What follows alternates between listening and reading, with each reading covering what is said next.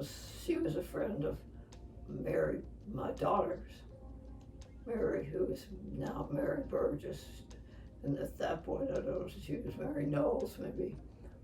But that's because she was a friend, and because at that point she was living on Wilkins Avenue, Yes. a little thing. Mm-hmm. And then she moved to Emerson. Mm-hmm. And I sort of got to know her just as a person, not because of the school, but as a person. And she's just darling. I just love her. I can't believe she's abroad at the moment, because I just saw her at Wicker Wildline's funeral 2 weeks ago. We were up in the country, and she sat in the pew right beside her, looking just, well, she always looks like an angel, but she really was I was so taken with how because I'd seen her through the years for so long. I was so pleased to see her there. Anyway, she's a very special person. I was very impressed with what Jody was doing, and I suppose when she said, we're doing something, would you help or something?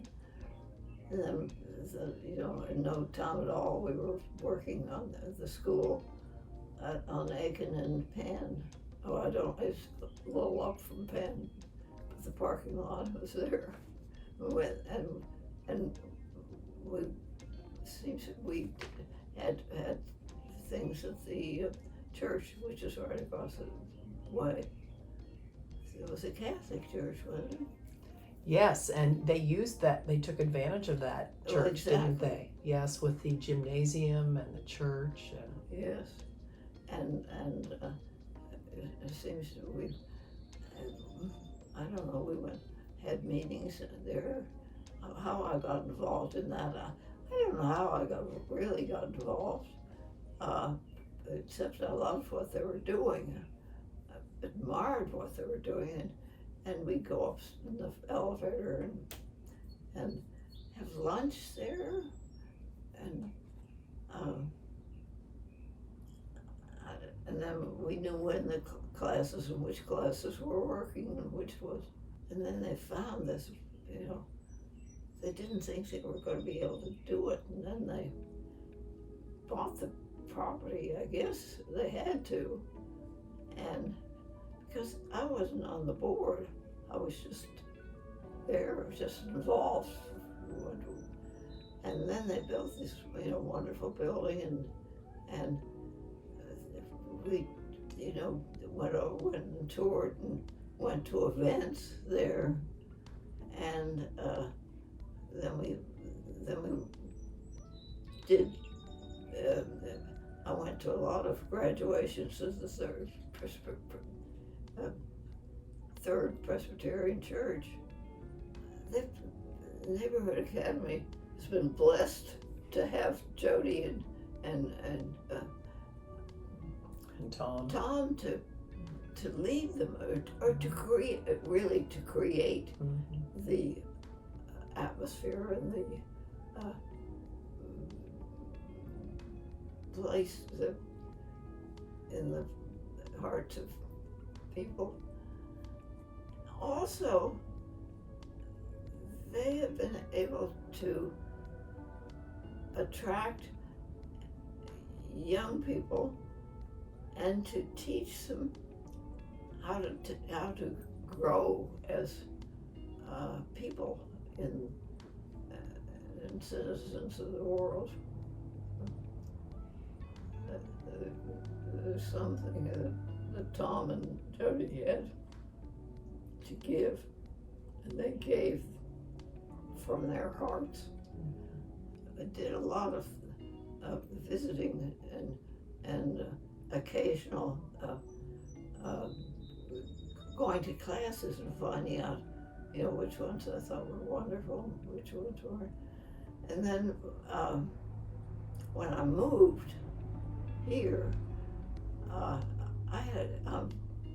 painted, and I had a lot of art stuff. art equipment, and I gave it all to the school.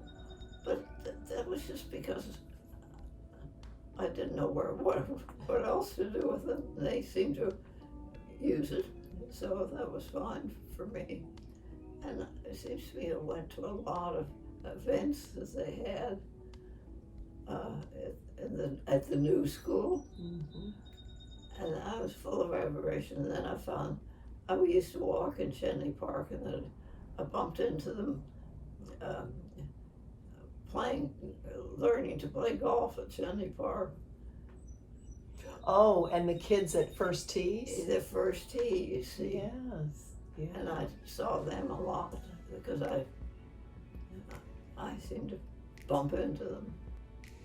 And I just think what happens at that school is very, very special. And Tom was a wonderful minister to them all. And Jody was too, but all the teachers were really maybe still are very special, and do wonderful things for those kids. And the fact you go to the graduations and they'd be going to umpteen colleges, and I was just thrilled. Of course, I lived up on Kipling Road, so I just toddled on down to those graduations. But I was just filled with admiration with what was being accomplished spiritually and in every other way. And musically, music was wonderful, and the art was wonderful, all of which all the academic things, but I was always having been involved in the Museum of Art and also Science Center too. But every branch of academics, they were being given lots of opportunity to learn and to do, and they did. And you'd see when you went to the graduations in the beginning, the parents sort of wandered in for the graduation. Believe me, as time went on, parents were up front and center and just taking great pride in the whole thing, which is so wonderful. I can't feel more filled with admiration and with what has been accomplished through the years by Tom and by Jody, and how much first of all, how much time and effort they put into, but how much of themselves and true quality of life that they gave to them. And the kids are still being given it, and because they've been given this, a lot of them are going on to other things and good things. I just think it's wonderful. And I also was I think the people that they have been on the board and been working in various forms have been very helpful and encouraging. The Neighborhood Academy has been a tremendous force for the community, for all sorts of parts of the community.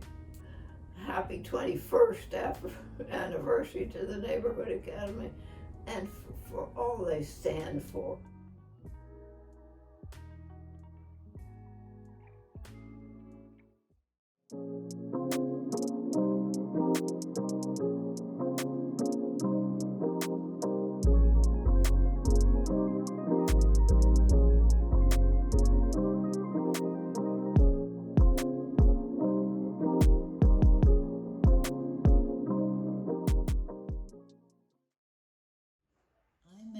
exactly 40 years ago when I answered an ad in the newspaper and went to work for her doing business development for the commercial interiors firm that she was running.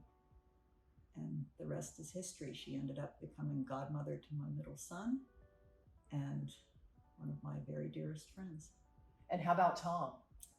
I met Tom through Jody, and there was an instant affinity there as well.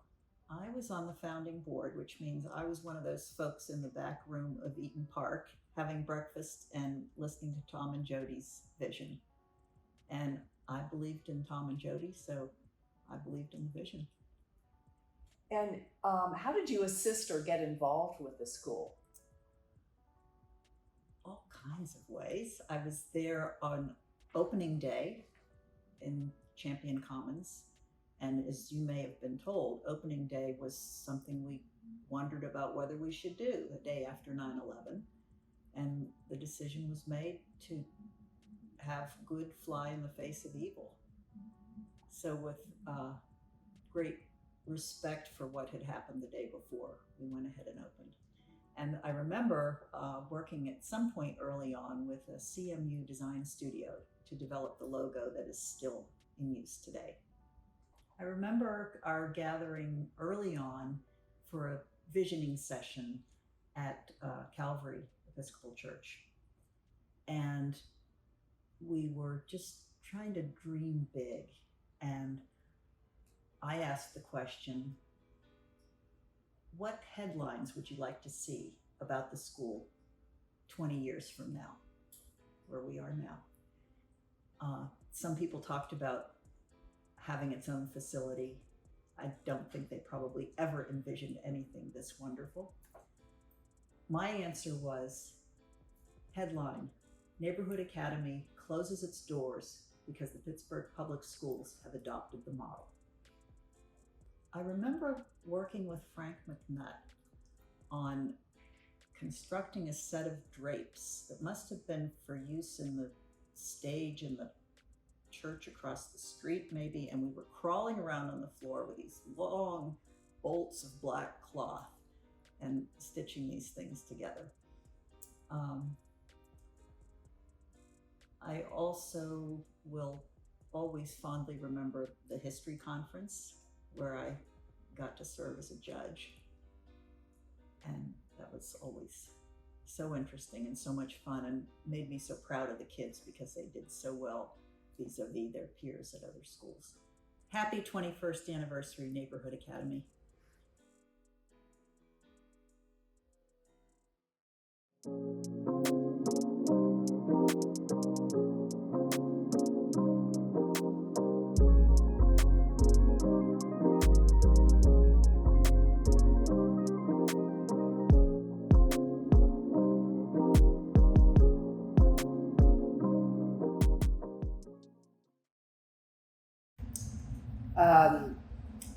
I will try to make this brief. We had dinner last night with Joe and Sarah Wilson, and they asked the same question. So, I had seen Jody in passing because we were at Calvary Church, but I didn't know her.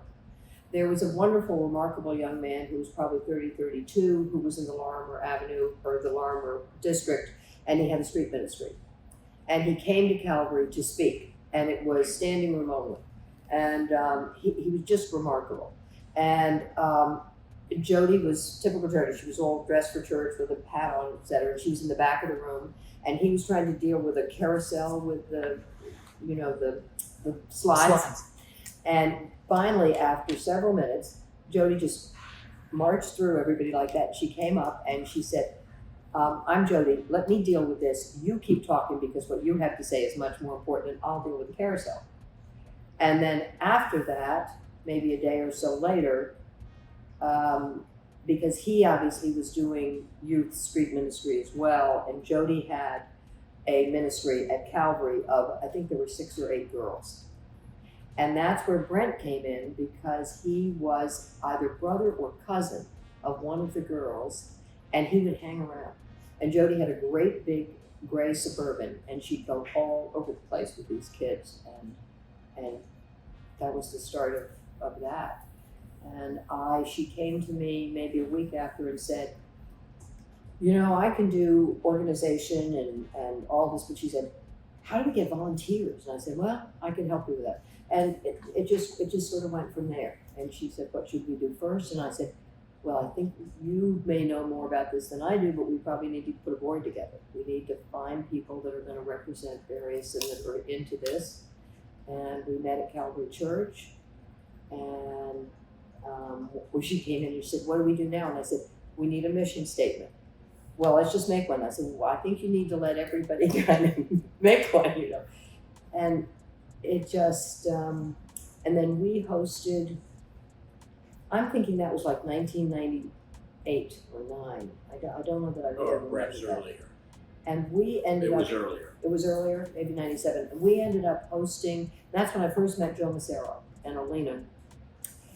We ended up hosting at our house a gathering to tell people about what we hoped would be the vision for the school. And it was well attended. We had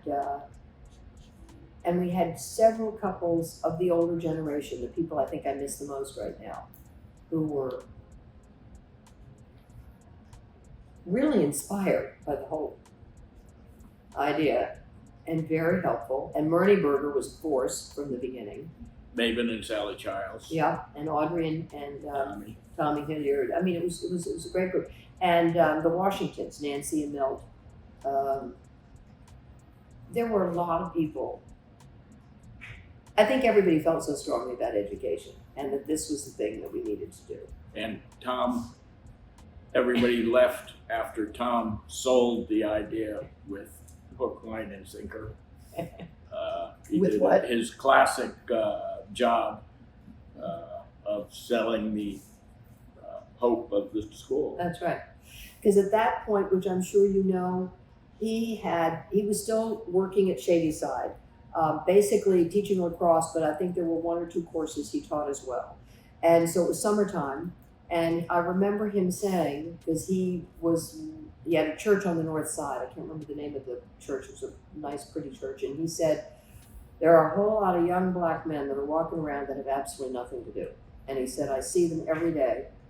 And I'll never forget Joe Macero listening to this, because Tom said, we're going to do something a little radical. He said, I've got some of our AP teachers who said, yes, they'd love to help this summer, and we'll have a summer school. And we're going to do it in the basement of the church. And he said, we're going to treat it as a job. We're going to pay them $20 to come every day to school. And they did. And that became, I think, like 8 or 9 years of that summer school. It And may have been $20 a week, but anyway. was it $20 a week? I thought it was a day. Anyway, they There was an incentive. and then Jody taught some classes there. Jody and Tom met at. She had heard his name, and someone said, "You need to talk to Tom Johnson." And she was doing courses at the seminary, and that's, I think, how that happened. And Tom told the story in our living room. And everybody said, "Keep those kids coming." Founding board member. I have to say, it was at that particular point, it was by the seat of our pants. I mean, we didn't have any money. We had gotten a lovely donation from R.K. Mellon, because Eliza Brown wrote the, what do you call it when you do The grant Thank proposal. you, the proposal, the grant, and they immediately gave us a very nice sum of money to continue with that. And then what Jody and I did was we visited maybe 5 different cities, places, where we knew she had a contact with one young, awfully nice guy, ordained Episcopal priest in Boston, and he had a school in South Boston. And she had talked to him, and she said, I want to pick his brain. So we would try to combine getting a trip somewhere near Boston and whatever. And then I had to fly west at one point, and I said, can you get me to Fayetteville, Arkansas? No, but we can get you to Tulsa. He said, you can get to Tulsa if you rent a car. And it was because Mrs. Walton of Walmart, her husband, I think, perhaps was just to see, I can't remember the details of that, but they were having an educational seminar with a whole bunch of people there. And I can't remember if I called or wrote her and said I would be very interested in coming because it was something we were trying to do in Pittsburgh. And I was very fortunate. I got to sit next to her, and we had a fabulous conversation. She was really interesting, yeah. And I spent the night in a motel that's in the Walmart parking lot, and the lights are on all night long. I've never seen anything like it. But it was, and she stayed in touch with us for a while, which was really nice. Yeah. And John, how did you get involved? I was married to Lucy. End of discussion. Well, that's not true. He was very much in favor of the whole idea. I wrote checks. And your involvement as the interim head of school. Lucy and Jody arm twisted me. I think it was right after Jody needed she needed a time sabbatical. Her father had just died, and that was very, very hard on her. and we were just in Yeah. this facility. Yeah. Fall of That's right. 2011. 2011, yeah. And Jody We went on twisted her arm. sabbatical in February or March for 2 or 3 months. 4 months.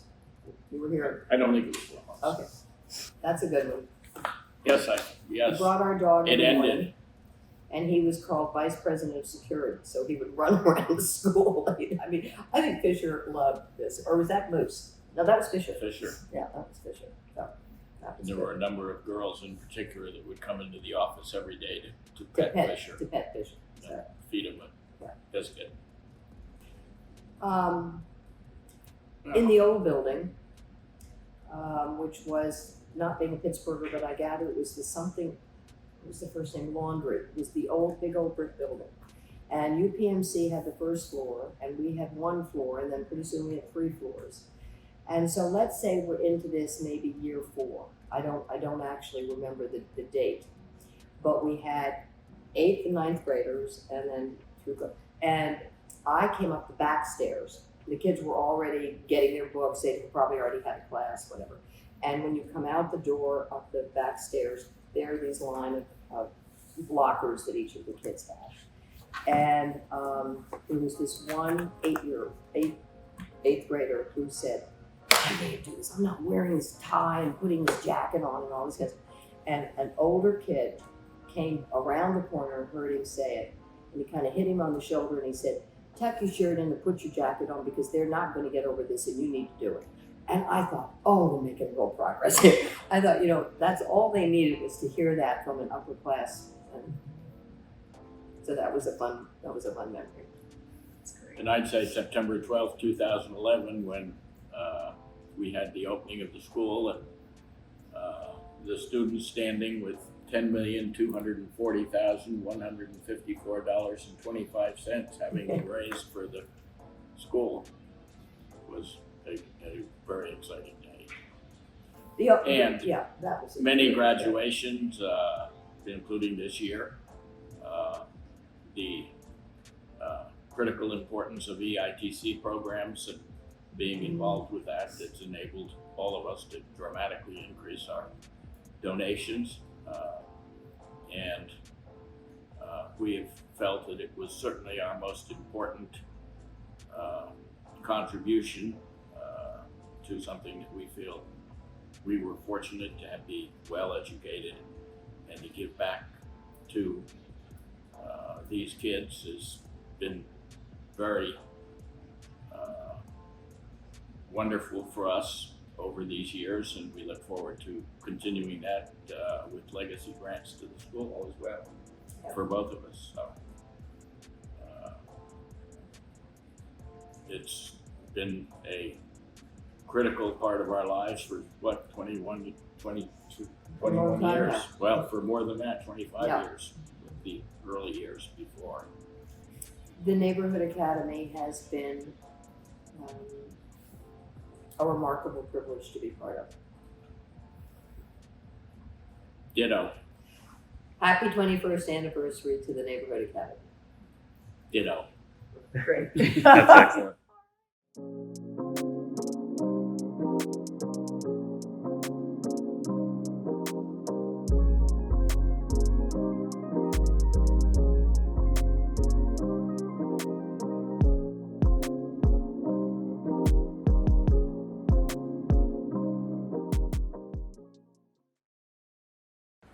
Well, interestingly enough, it wasn't. I really didn't meet Jody and Tom. I met Tom. My two younger boys were playing lacrosse at Shadyside Academy, and so we actually called him TJ. So TJ and the Ferraro family actually got very close through lacrosse. As a matter of fact, Jackie and I were at Tom's ordination. Then we lost track of him, and one day I was at the office, and I walked out in the lobby, and Tom was in the lobby visiting Pete Leone. Morning. And I asked him what's going on. He told me about the school he'd started. Well, at that point, I'd already spent about 10 years as chairman of Girls Hope. And I had decided after my retirement that I would focus on what was going on with education with inner city kids. So Tom told me about Neighborhood Academy and invited me over. So sure enough, I went over to the Commons on Penn Avenue, and I went there one day on the tour, and I made an almost instantaneous decision that this was a cause that I would give very serious consideration to, based on one very simple, symbolic thing, and that was this. I walked down the hall, and every kid that passed me looked at me straight in the eye and said hello. And I said, I don't know what's going on here, but if that's an indication of what's going on, I'm going to find out. And I've been at Neighborhood Academy ever since. That was 16, 17 years ago. Well, you know, then of course I got to know Tom and Jody, and the school was still in its pretty formative ages. You know, again, we were back in Champions Commons. And one of the struggles the school was having at the time was recruiting. And I spent my career building a distribution operation, and the lifeblood of our business was recruiting. So Jody and I began to talk, and Tom and I began to talk, and I got involved on the recruiting side. As a matter of fact, I said, we need somebody around here that gets up in the morning and goes out in the street and has one thing in their mind, and that's recruiting. So we actually hired Natasha, who wound up marrying Anthony Williams. And so I'll take a lot of credit for, this serendipitous activity that goes on. But the fact is that it started with recruiting, and then I became more involved, and eventually got more involved on the development side, where I'm happy to say I'm still active out there raising money for the Neighborhood Academy. I think I'm going to go back and I'm going to reiterate again this memory of how powerful it is, and we should teach all of our children. And we're in the academic business, but we're also in the business of teaching kids how to conduct themselves and building character. As symbolic as it may be, the power of a youngster looking at somebody straight in the eye, shaking their hand, is an indication of what's really going on inside and behind. And I'm going to come back to that again and say, as symbolic as it was the thing that got me at the Neighborhood Academy. Well, the Neighborhood Academy has been an evolution. You start off with an idea, and the idea 20 years ago was we're going to build this prep school for inner city kids, and they're going to go to school, then we're going to send them to college. And in the beginning of any organization, you put it on one layer at a time. You don't start with the grand ending. You start with, what do we got to get done today? Well, the evolution has gone now from, let's start a prep school for inner city kids. Let's get them to college too. We have a great school for inner city kids. Our kids are going to college. And now the evolution has gone to, we are in the business of helping inner city kids accomplish things academically, teaching them that after academics, they're to find a fruitful, productive career, become productive members of society. We're in the business of teaching them that the root of everything is family. Family is the root of everything, and that is something that they have to seek out and cherish and build. After they've done those things, it's then time for them to come back, make a contribution to society, because they go back into their neighborhoods and take on leadership positions. That's the evolution of the Neighborhood Academy, and that's where I think we are today. And I think it's a great goal which I will continue to support as long as I can get up in the morning, make phone calls, and see people and ask for money. Thank you. Happy 21st anniversary, Neighborhood Academy. Thanks.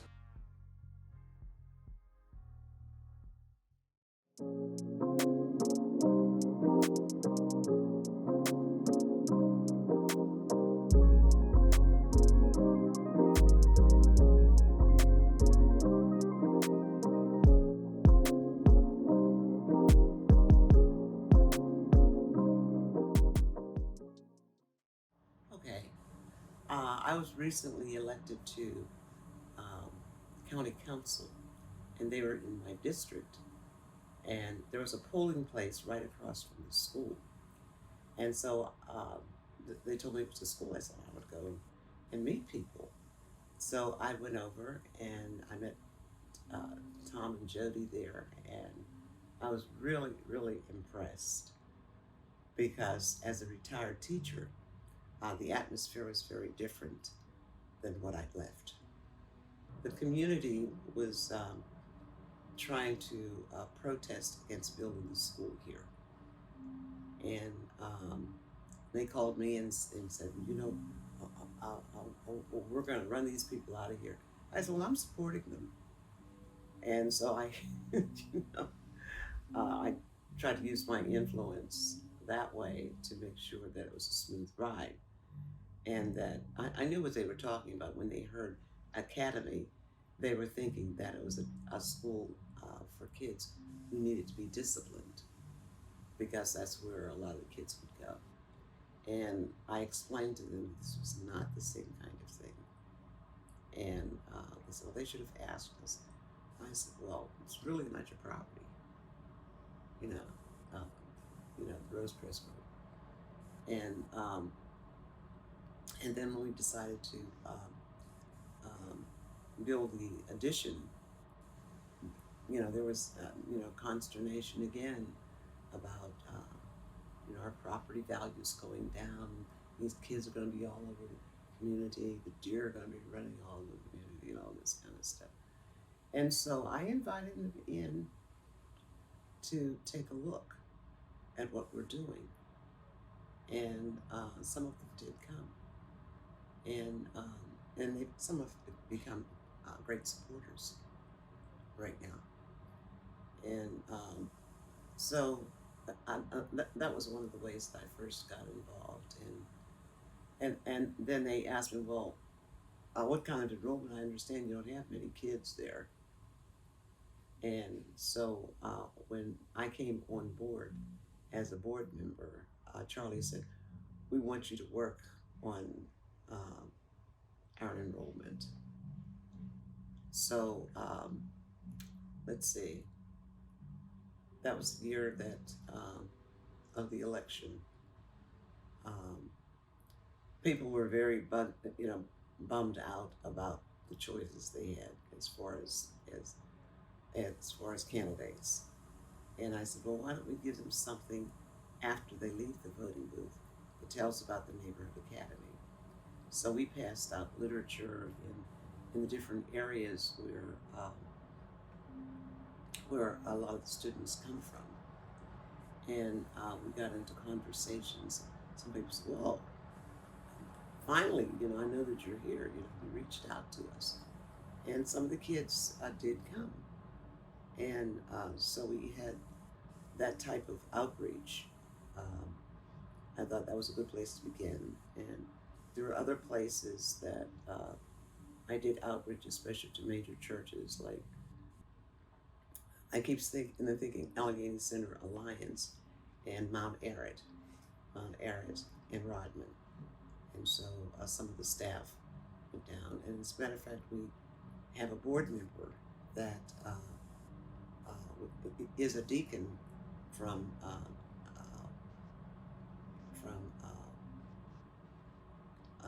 the church. that is on our board right now. You know, it was the first time she had seen it, and she brought the pastor up, Reverend Curtis, and he said, I never knew it was here, and so they have been supportive, and so those are the ways that that I reached out.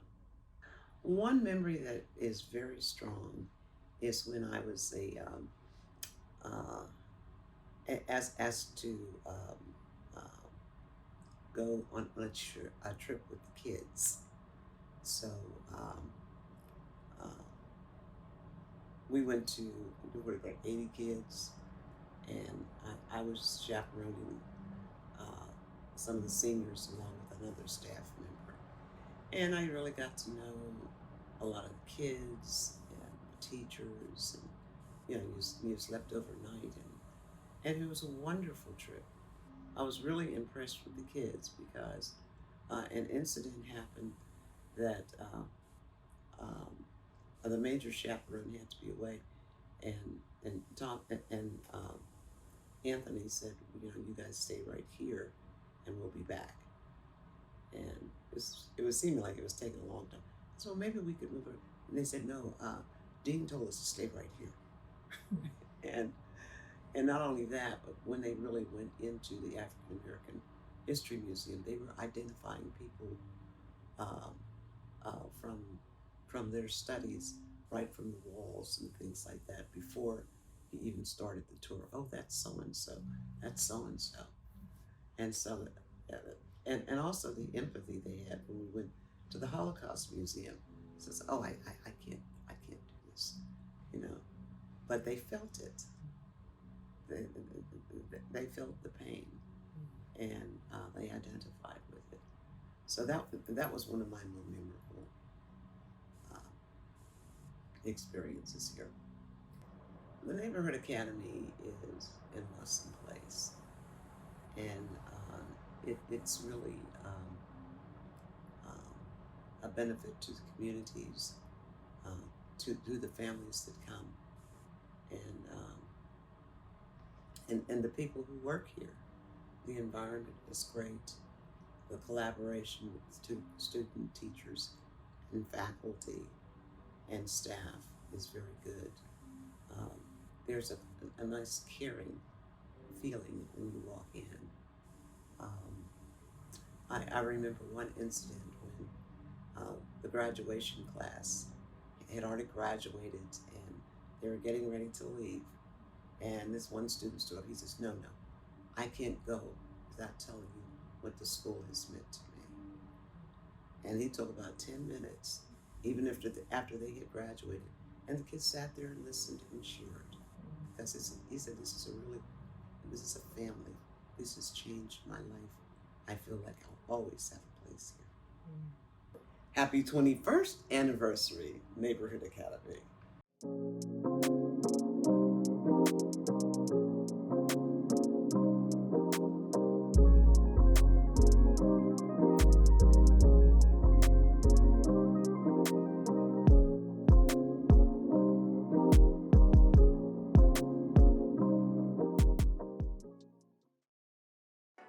I'm a member of Shadyside Presbyterian Church, and I've been a member since 1982. And in 2005, we had our minister was Reverend B. Denise Welsh, doctor, and she was our associate pastor in charge of mission. And she took me to the old school on Penn Avenue, and I think it was Champions Common was the building. And she introduced me to Jody and to Reverend Tom. And then I had a student-led tour, it was a small school. We had a student-led tour, which was wonderful. And as a retired first-grade school teacher, I was just really excited to see the children so engaged. So it was a lovely experience. Well, as Denise Welsh got us more involved, she organized a committee and asked if I'd be a part of that committee. And so we did several things. Look at my notes here. The first thing was to establish a book scholarship for a graduate of the Neighborhood Academy for their first freshman year to buy books. Then we had a school store at the old school. In 2006, we developed a school store with expertise from some of our members of the church. It was a lovely store.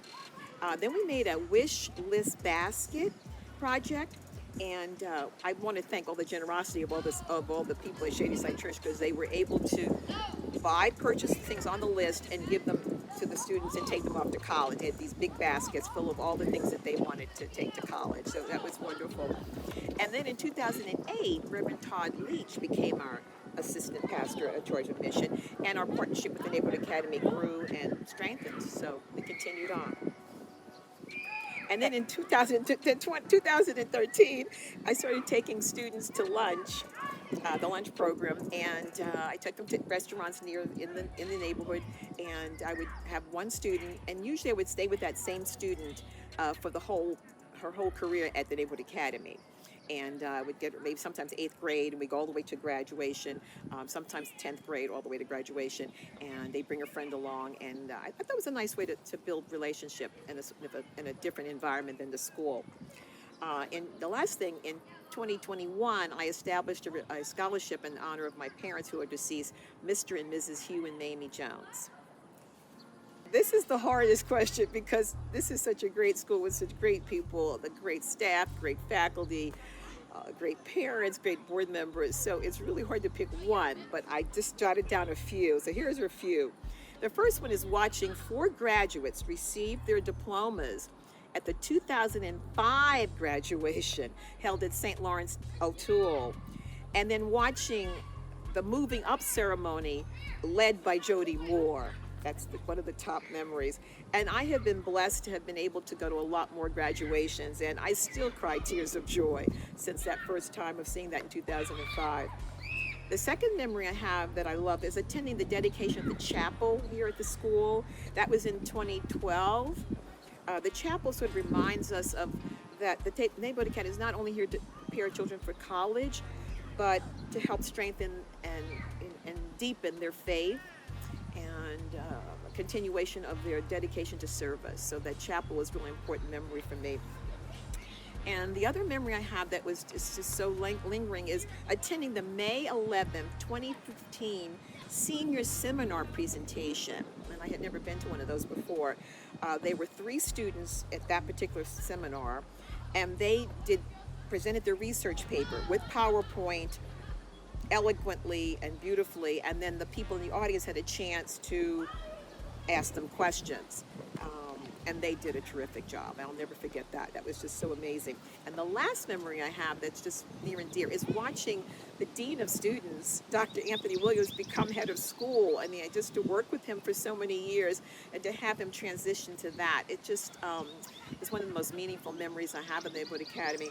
And he's dedicated to the past. He honors Jody and Tom's vision, but he's also looking boldly to the future. So inspiring and uplifting. It's just, those are those 2 words. And just as, if I may elaborate, the school shows what can happen when you have a wonderful idea, you work really, really hard, find support, remain focused and flexible, be dedicated and enthusiastic, and firmly rely on your faith.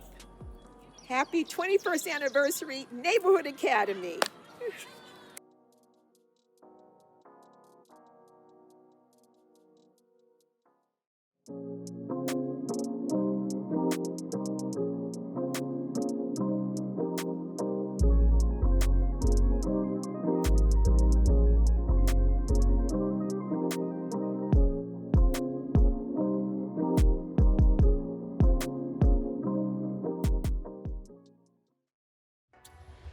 Well, I first met Jody in 2000.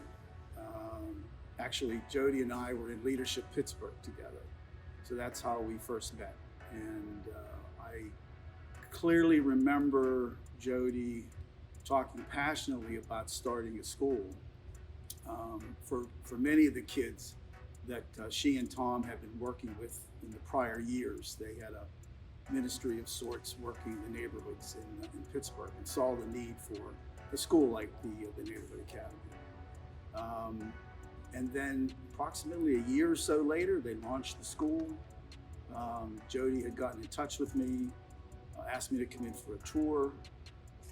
And this was the original school in Garfield, which I believe was an old industrial laundry building, but they turned it into a very nice facility for the students. So I had one of the famous student-led tours that, of course, got me hooked into the mission of the school. And it was during the tour that I actually met Tom for the first time and had a chance to talk with him and get to know him a little bit. So that's how we all first met. Well, after the tour that I just mentioned, sometime later, Jody had given me a call, as did Joe Massaro, inviting me to join the board, asked me if I'd be willing to join the board, which of course I did, and served on the board for many, many years in various roles, particularly during those early years of the Neighborhood Academy. And then stayed actively involved for a long time. And then in 2016, I was approached to come back to the school to serve as president when Jody had decided to retire and step down. So I've had a long history of working at the school, very, very connected to the mission and importance of the work that the school does for the kids in our community. Well, at the top of the list is the graduation ceremonies. I mean, they are just incredible to experience. But I would have to say my favorite memory, and in some respects, memories in the making still, I established a relationship with 5 young men, 5 boys, who all graduated in 2020.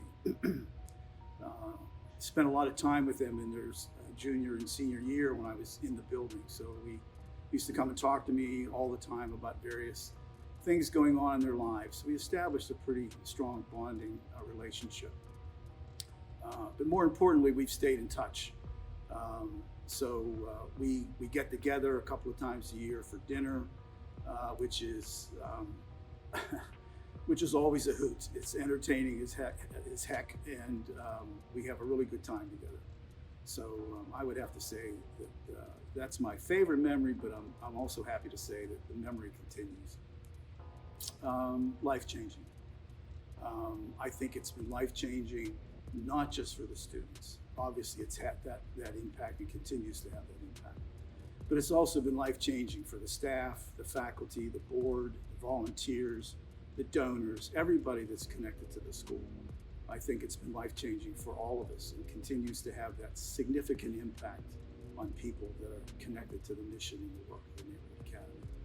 Happy 21st anniversary, Neighborhood Academy.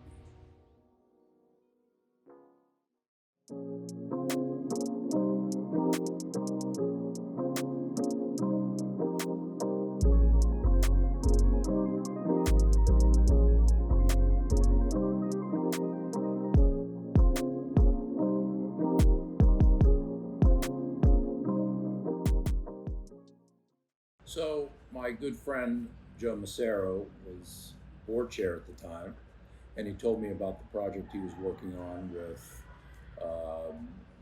Tom and Jody, and would I be interested in meeting them. And actually my first meeting was when I had a point of entry event. I said to Joe, absolutely, I would be interested, first of all, because it's you asking, and secondly, what he described about the school sounded very interesting and appealing. So we went right to a point of entry event sometime in maybe the beginning of 2002, shortly after the school had opened. Tom and Jody came to my house. We had a bunch of people there, and Tom and Jody told their story. Shortly after that, I was asked to join the board, and it was easy to say yes because the message was so clear.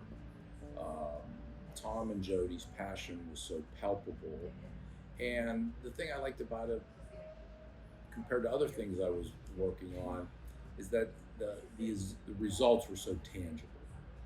You know, if we get these kids and get them educated properly and get them on a path to break the cycle of poverty and lack of education in their family, we knew what the results were going to be. And so it was very easy to get behind it right from the beginning. And we certainly had committees and specific duties, but we were trying to keep the school alive and grow it and raise the money to do that. And so it was a fun time in retrospect because it was all hands on deck. Everybody did everything at the board level. And again, the goal was to help Tom and Jody do everything they could to keep the school alive until it grew and became more viable and sustainable. After Christmas, on those early years, the week between Christmas and New Year's, my wife and daughter, my daughter was,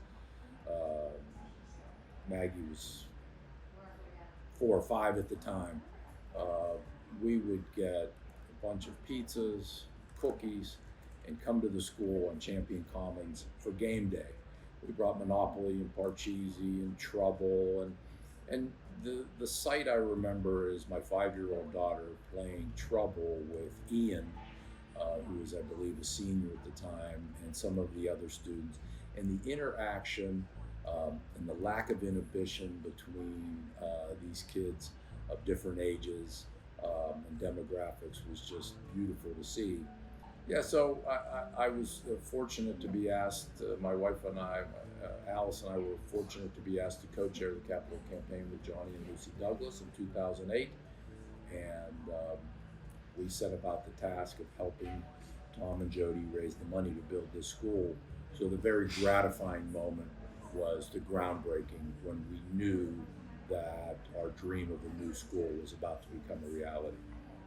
I would say the Neighborhood Academy and all involved in it has been very perseverant, stayed the course, focused on the mission, and always did what was necessary to survive until we could grow stronger and more sustainable. So perseverant would be the word I would use. Happy 21st anniversary, Neighborhood Academy.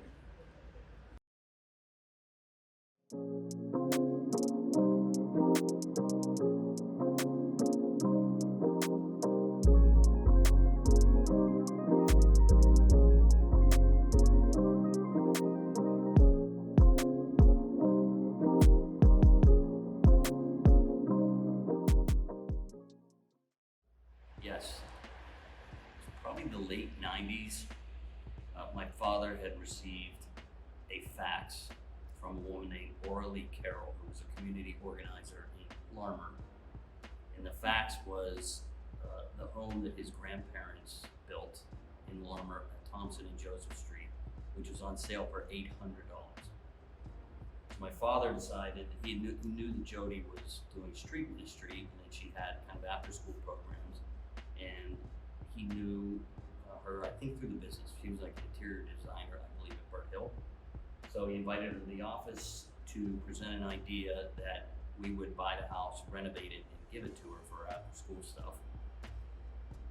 In that meeting, which was the first time that I had met Jody Moore, she told us that they were actually going to start a school. And I really liked what she was talking about. And she invited any of us who were in the meeting, I think 2 of my brothers were there too, to a meeting at Lucy Douglas's house where the group who was discussing this was going to meet. I went to that meeting. I remember a man named Chenzi Brignano being there. He was, I think, with the Alcoa Foundation, but he had studied charters for Duquesne University. And I bring him up for one reason. He essentially told us in that meeting that we were going to have an incredibly difficult time making this work because we weren't attached to a mothership. That we were on our own, and that it's going to be incredibly hard to raise money if you don't have an institution behind you. At that meeting, they set up a next meeting, and I went to that one, and I just stuck.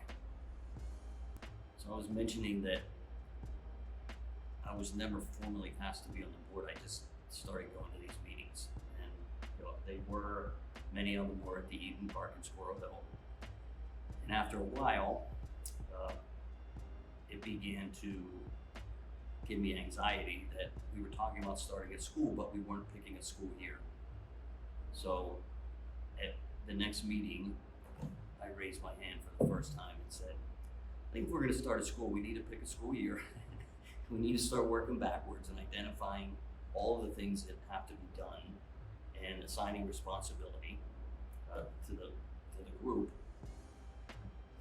I was then invited to lunch where they asked me to be chairman of the board. And I said, there's no way. Like, I don't even think I'm on the board, first of all. Secondly, I've never been on a board. I don't know the first thing about being a board member, let alone running a board. I've got 2 kids that are on the way. I'm still learning our business. I'm still new enough that it won't be that much work. Don't worry, it won't be. And I was just telling Micah that the one factor that weighed in favor of me saying yes was we were supposed to be at East Liberty Presbyterian Church. So I knew that the one thing we didn't have to do was find property and build anything out. So I said yes. About a minute later, they said, there's something we need to talk to you about. We don't have a place for the school. We have to find. So we scrambled a bit and we settled on the Community of Reconciliation, 5th and Belfield in Oakland. And we ran summer school there, and it was really obvious by the end of summer school that there was no way we were going to be able to run school. It was, we were being shushed all the time. There wasn't enough space. So we scrambled and we found Champion Commons, I want to say like 30 days before we actually opened it. And we had to build it out and get the State Department of Education to come in, inspect, and approve, which we did. And the rest is history. I have many memories. One of my first was sitting with Tom and Jody in anticipation of being a board chair and having people report to me from the school. And I asked them, who's ultimately responsible here? Which one of you two like? And they said, we both are. I was like, how's that gonna work? Well, basically, Jody's fundraising and public relations. Tom's gonna take care of the school. And I said, what if you have a disagreement? Oh, we rarely disagree. But it worked. In all our accreditation processes and tours, that was the one thing that they saw as incredibly unique. But it's also something that they would always cite as a future improvement to streamline the organizational chart. But yeah, there were the first gala that we had. The cool thing about being involved at that time was we were involved in all the firsts, right? We were the first graduating class. We had the first college acceptance. The first gala, the first songs and carols. It was all, a fresh journey. It was, we struggled. I would tell you, I lost more sleep over this place than I ever did at our business. Because, we had to raise a lot of money privately every single year. Our commitment to prayer, kept us out of a lot of government money. So it was a constant ask, and there were only a few times where we had to use our line of credit. But every time that we were right up against the edge, the community would come through and something would happen. And it was just a constant affirmation that we're on the right path, we're doing the right thing. No, but it's just what I said. It was always just this belief in what we were doing. And as Tom would always say, if we're staying true to our mission, this will never be easy. And he's right. If we're educating kids that are falling behind in their current environments, who come from backgrounds that give them challenges, and we're preparing them for college and beyond, there's no easy way to do that other than what we do here, which is be the adults, be in charge, love the kids and expect them to do the work. The Neighborhood Academy has been courageous.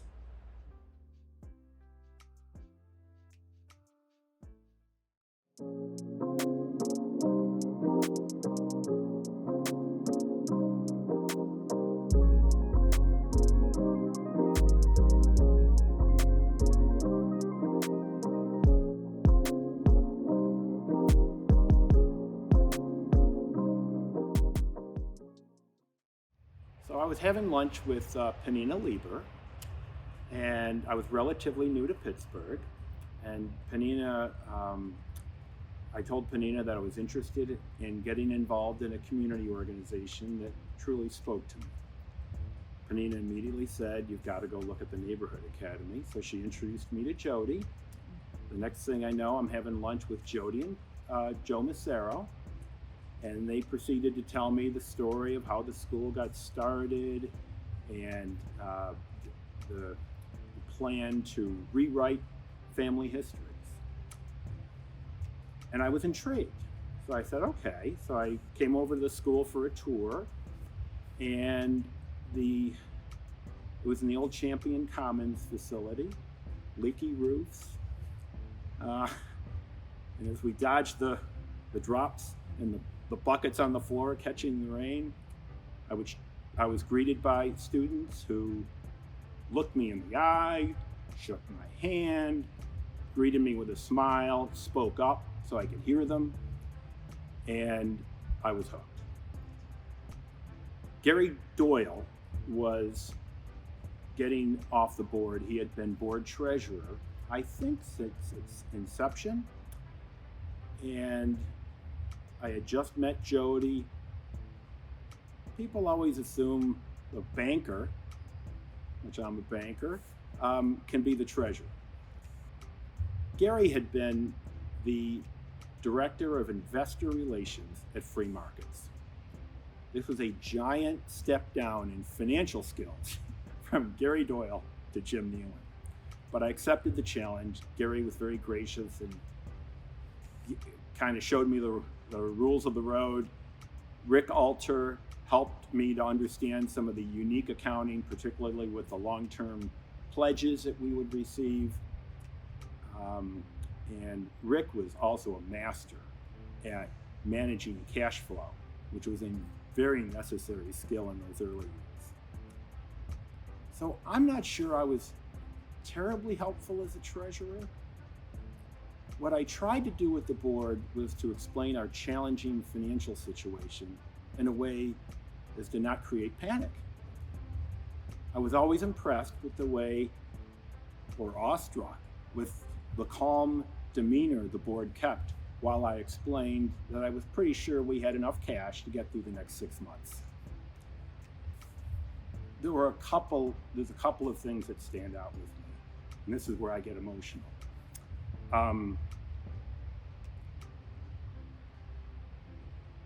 One of my favorite things is the alumni dinners we do at the Nealon home. We started them right after the first class graduated. And I believe at the first dinner we had Kat, Candy, and Janaea. And it grew from there. We invited Tom and Jody to some of them, but we stopped inviting them because the students, some of them feared, or the alumni feared, that they would be grilled by Jody and Tom regarding the path they were on. That always broke my heart a little bit because these young adults didn't understand that that was out of love.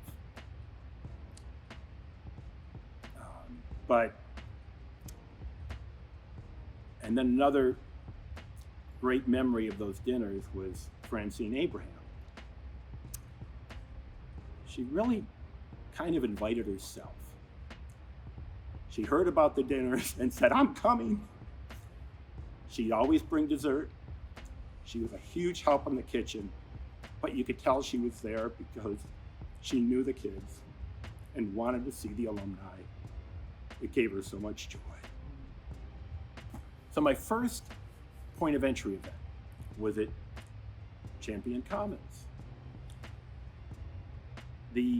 My guests were treated to a small group tour by a couple of students. After the tour, we came into one of the classrooms, and this was while school was still in session in the evening. Tom stands up, takes over the room like only Tom can. And he proceeds to tell the story of the school and his vision for a brighter future for the students.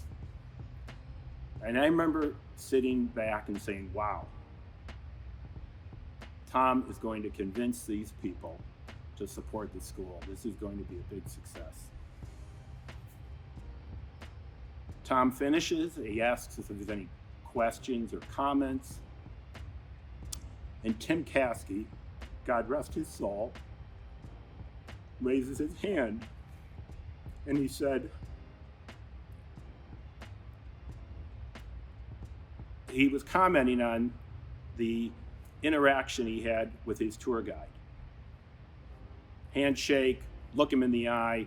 Throughout the tour, he could hear the person speaking in an audible tone. And he looked at Tom and he said, you know, you didn't need to go through all this. You had me at hello. The Neighborhood Academy has been life-changing for our students. Happy 21st anniversary, Neighborhood Academy.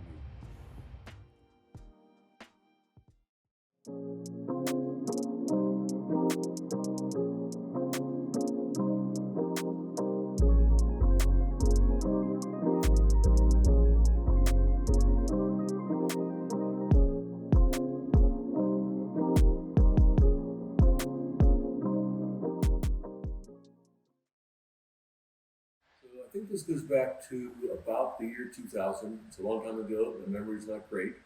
But I was doing some fundraising consulting at St. Edmunds Academy, and the director of development there was a woman named Charlotte Knowles Higgins. And Char was working with Jody and Tom on the early plans for converting from summer only to full-time school. Char introduced me to Jody and Tom. And then pretty quickly after that, Char and her husband Steve moved to Florida. But my relationship with Jody and Tom and the Academy began then and flourished from that time on.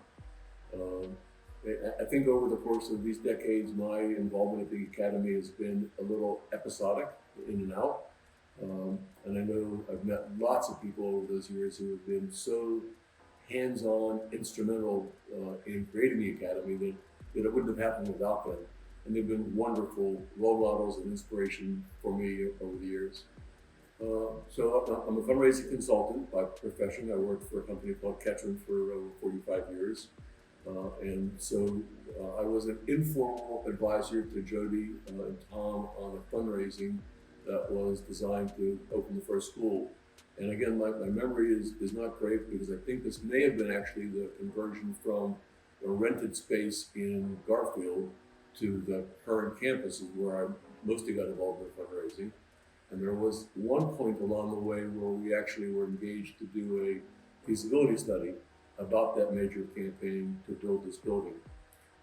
And I chuckle because I can remember sitting in a conference room with some very generous, thoughtful major donors in the community. And when they heard about the plans, they said, this will never work. You know, the scale is too small. It's too expensive, this will never work. And here we are now, 21 years later, thank you. And not only does it work, you know, but it's just a fabulous model. The one is less a memory than it is a observation, I guess. Because I do fundraising for nonprofits, I'm in and out of schools and hospitals and social service organizations all the time. And in most cases, you know, I walk in the front door before COVID in a time coat, or less so since COVID. And often, until I get into the room with the person that I'm meeting with, I'm almost invisible. You know, I walk through a corridor and people walk by. I don't think I've ever walked into the Neighborhood Academy, either in Garfield or in this building, where if I pass a student in the corridor, and often students in multiple groups, they all say hello. Some will stop and say, "Do you need directions? Can I help you?" That doesn't happen many places. It's a real indication of the humanity and civility that is the culture and the ethos of the Neighborhood Academy. There's also going to add too, and I apologize if I'm rambling, but one of the biggest differences between the work as a volunteer or as a consultant that I've done here at the Academy and other work I've done is this may be the only time I've actually been able to be part of creating something from scratch. Most of the work that I do professionally and most of the places where I volunteer or make gifts have been around for generations. They were founded by our parents and our grandparents, and we've been fortunate enough to take a period of time and be the stewards of those organizations for a piece of history. But the Neighborhood Academy was an idea, a concept before Jody and Tom got other people involved in making it happen. And I think when I look back as I continue to age, it's the creation of something this wonderful from an idea that's so great. The Neighborhood Academy has been a source of hope for me for the next generation. Happy 21st anniversary, Neighborhood Academy.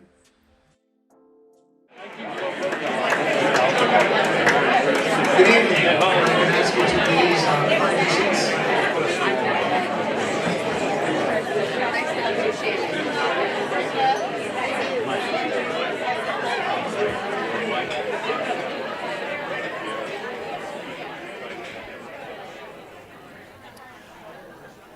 All right, in order to stay on time, I will let everybody find their seats. Thank you for that. Good evening. My name is Ed Haller. I'm the current board chair here at the Neighborhood Academy, and I'd like to welcome everybody to a wonderful celebration. There's a lot of speakers tonight, and we're going to talk about the past for the Neighborhood Academy, the present, and most excitedly, the future. But before we get to that, there's a group that I would like to thank. Anybody here from the school on the development department, if you could please stand up. Anybody from the development department, please stand up.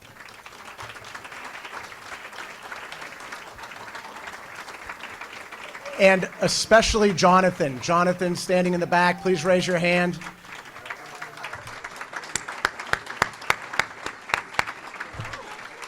Jonathan deserves to sleep till about 4 o'clock tomorrow afternoon. So thank you all. If it wasn't for the wonderful team that we have, we wouldn't have this event tonight. There are plenty of people to thank, and there's going to be plenty of people to talk tonight. So I was only given 2 jobs. One was to be brief. The second is to let you know the centerpiece is on the table. Whoever's birthday is closest at the table, they get to take home the centerpiece. So I would like to thank everybody in this room. I'm going to cause a stir, but there will be plenty of people to talk after the fact. Our first speakers are graduates of the first class of the Neighborhood Academy from 2005. I'm going to bring them up, and I want to thank everybody for being here. You're all wonderful supporters. The school's in great hands, and the future looks bright. Thank you all very much.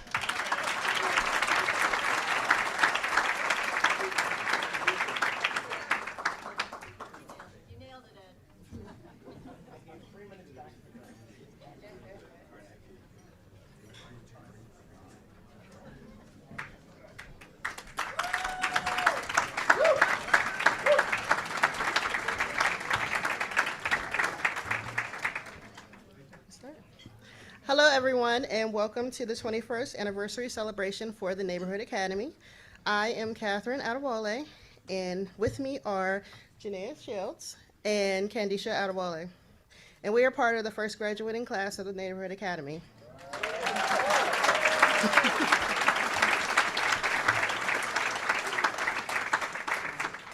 2005 seems so long ago, but seeing familiar faces here tonight makes it seem like just yesterday. Being here brings back so many memories of being a student at TNA. The first memory that comes to mind is painting our lockers at the beginning of the school year. What a way to show our personalities and creativity for all to see. I also remember the activities that were available in the afternoon after school that I was introduced to. Golf was one of those activities. I never thought I would like golf. However, the first time that I hit the ball and it actually soared in the air changed my whole perspective.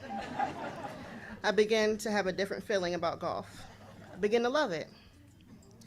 Now, I can think of many more memories about TNA, but the most memorable memory was a feeling of community, a feeling of family. That's the memory that I will have forever. I mean, we were together from early in the morning until late in the afternoon. We even ate dinner together.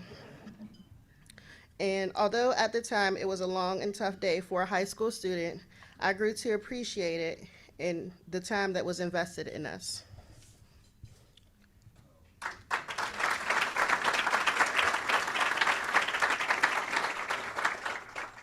So, tonight it is a pleasure to be here and invited to this celebration where we can relate memories of 17 years ago when we were last students at TNA. We are still inspired by TNA and all it has done for us and the graduates that come after us. So thank you so much for joining us and let's celebrate.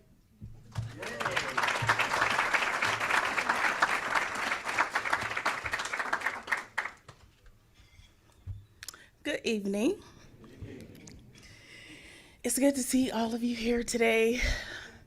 I'm wiping my tears from seeing all of the faces that I grew up seeing almost every day. So, again, my name is Janaea Shields, and I started at the Neighborhood Academy in the 9th grade in 2001. It's hard to believe that was 21 years ago. As you know, I graduated in the first of many classes. When I started, the entire school was on one floor. We had maybe 5 classrooms, and a gym was held in the park or in a shared space across the street. Morning worship started out in the lunchroom before moving into the church that was also across the street, and Reverend Tom was our computer teacher sometimes when he remembered.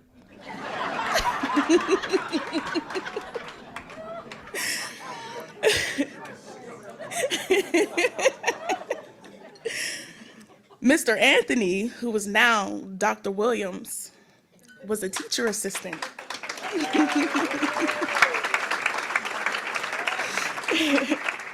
Who had just graduated from Edinburgh University. He was the man at basketball.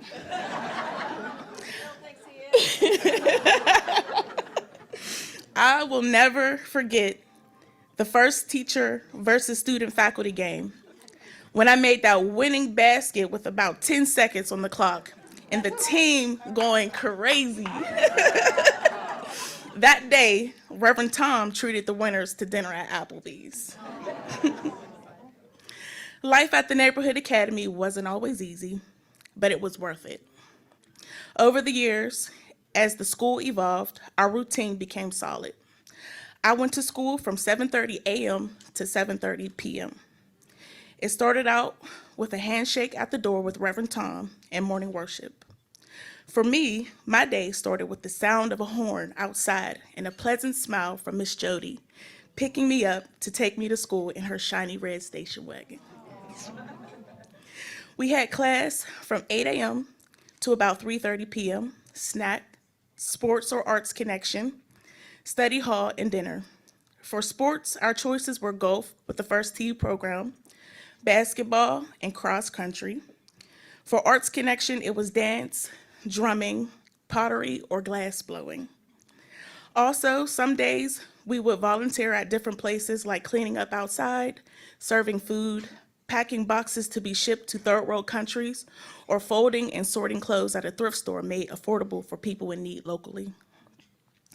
These experiences made me and my classmates well-rounded individuals. We got to see the White House and shake hands with state senators. We experienced the Niagara Falls on the Maid of the Mist, visited several colleges that we could potentially attend.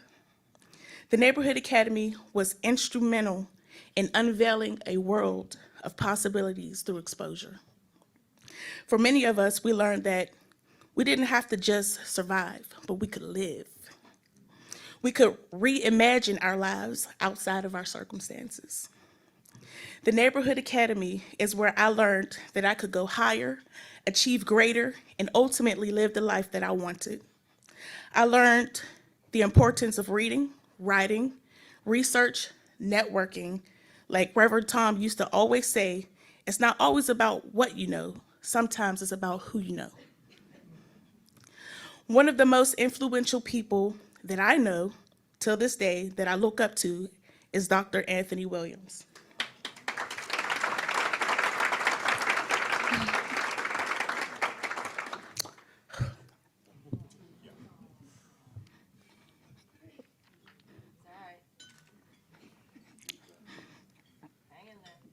Sorry. He went from being called Anthony to Mr. Anthony, Dean Williams to Dr. Williams. He is an excellent role model. He's respectful, kind, always willing to learn, always willing to step up, patient, relatable, supportive, and always a listening ear. I've called Dr. Williams many times, crying my eyes out, whether it was a problem at home, issues in college, needing a job, or a ride back to school after break. Dr. Williams was there, and I still know his cell phone number by heart. I wanted to follow in his footsteps because I wanted to be a good person. I thought to myself, if great people like that come from Edinburgh University, then I'm going too. So I did, on a full academic scholarship.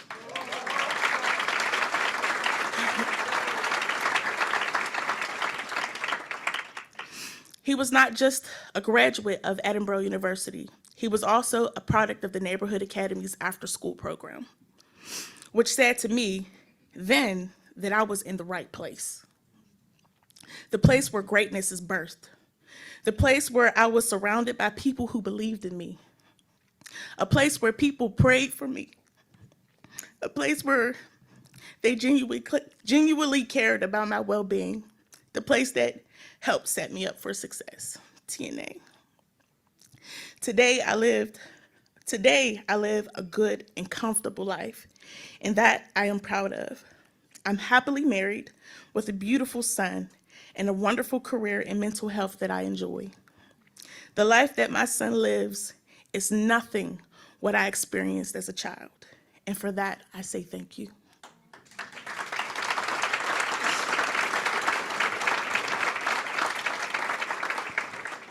And with that being said, happy 21st anniversary to the Neighborhood Academy.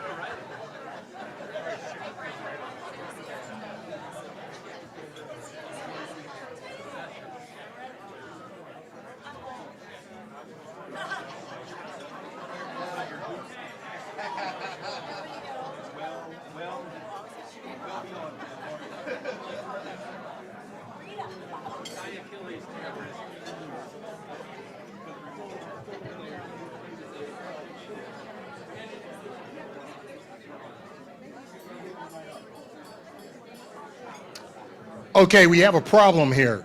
If I don't pray, you don't eat.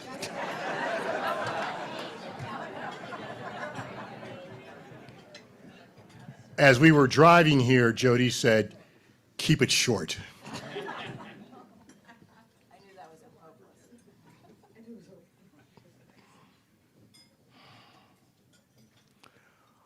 A lot of good memories in this room. A lot of laughter and stories and sharing. And I got to admit, I feel as old as the hills. I thought about when this grace-filled gift, this miracle began. And I thought, well, did it begin in the summer program in the basement of my first church when Bart Griffith and Annie and I were much younger? No. I would offer to you that this dream began literally centuries ago. I was moving into my new apartment and I found a book that contained my family history. I am the son of sharecroppers and the great-great-great-great-grandson of slaves. I would offer to you that the Neighborhood Academy began when there was someone who felt the lash of the whip or the harsh words, who worked in the fields until they were exhausted and then some, and they lifted their prayers to God Almighty and to the stars, and though they realized that their lives would not change, they prayed that their descendants' lives were changed.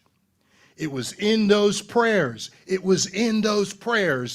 that we came to be.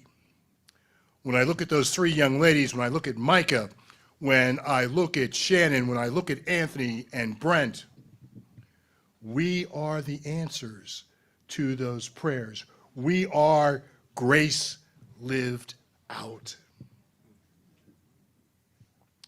All that might not have ever been came to be because of the prayers of our ancestors.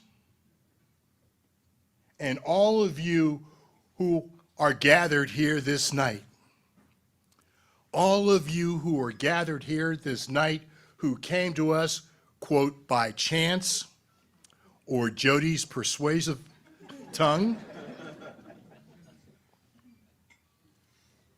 the magic of our meeting at the mailbox in seminary, none of that was by accident. All of that was a function of God's grace. And all that we have achieved and all that we laugh and share about and the stories we tell are an expression of those prayers. So for your ability to feel and hear and live out that grace and make possible that which would not have been possible, I say thank you. And I also say that there is a God above who honors you and what you have done. For you have caused blessings to abound. I've got to watch Brent grow and Anthony grow. I've got some wonderful stories to tell you about Micah. I've got some incredible stories, some of which will bring tears to your eyes and broke my heart, and some of them which caused me to throw my head back in joy and laughter. So thank you. Thank you for what you have made possible, what began in breakfast meetings at the Eaton Park in Squirrel Hill, what began in the back of Jody's Chevy Suburban, the ugliest car I've ever seen. What began in the basement of my first church? What began when we swam against the tide, when people said, this will never work, you'll never sustain it. There were doubters and doubters and doubters. Oh, we love the idea, but it'll never work. And guess what? 21 years through blessing and grace and sweat and tears, we are here tonight. So thank you. For those of us who believed, thank you.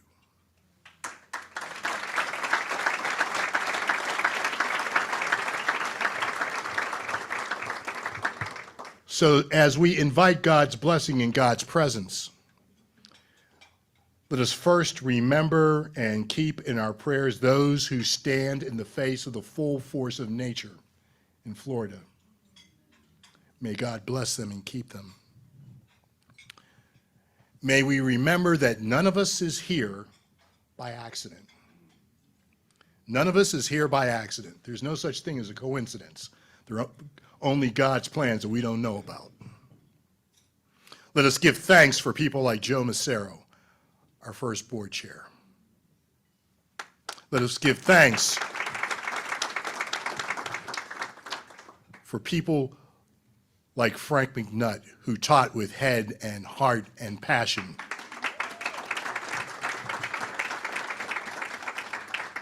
The list is long, and I'd be up here all night. But you know who you are, and you know the goodness that you have brought to be. Let us thank God for the bounty that we are about to share, the joy that we are about to share, and that may everything that comes from this night be to God's glory. Amen. May it be to God's glory, because you and what you have done has been to God's glory. And the people of God shall say, Amen. Amen.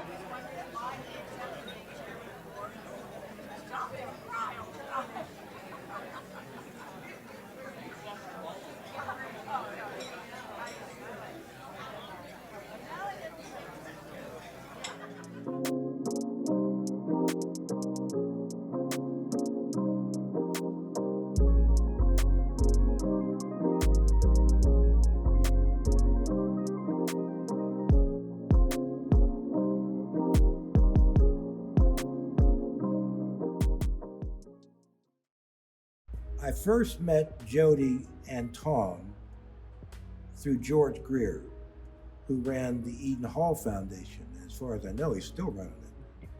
And he was very excited about our center on the north side, which he supported. And he said, I'm getting involved with a place called the Neighborhood Academy.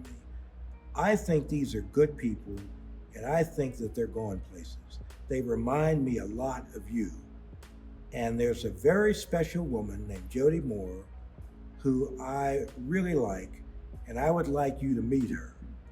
And so that was the initial introduction to the Neighborhood Academy, was George Greer, who really believes in this place.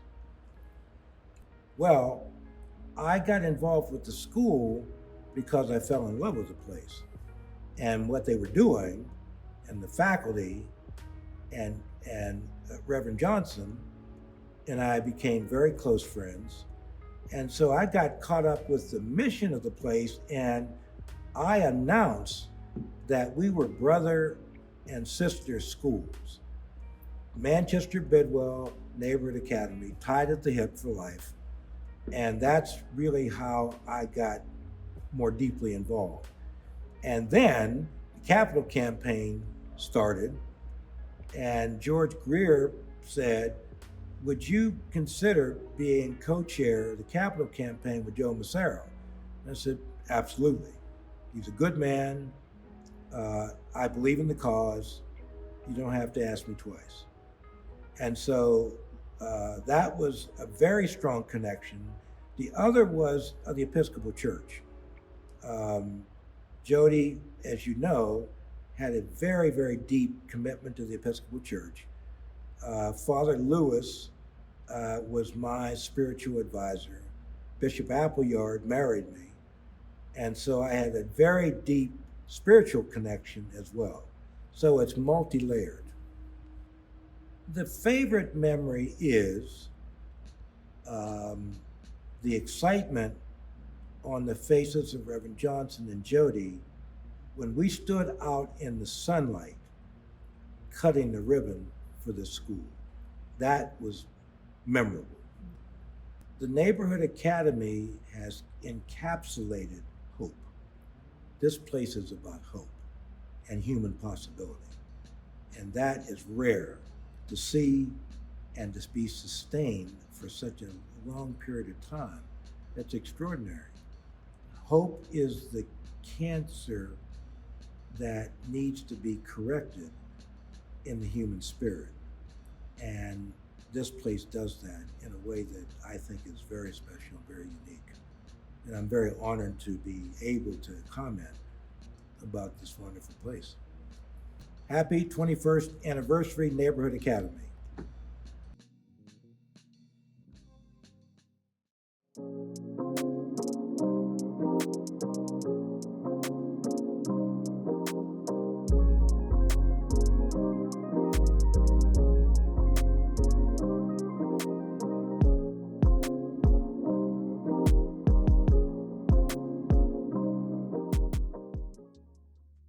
First time I met Jody and Tom was over in Garfield. There was the old school building, the building that they were using, I should say, for a school. It was rather cramped quarters, but I remember walking in the building, being greeted by students, and immediately just feeling a sense of excitement on the part of students that they had visitors coming into that space.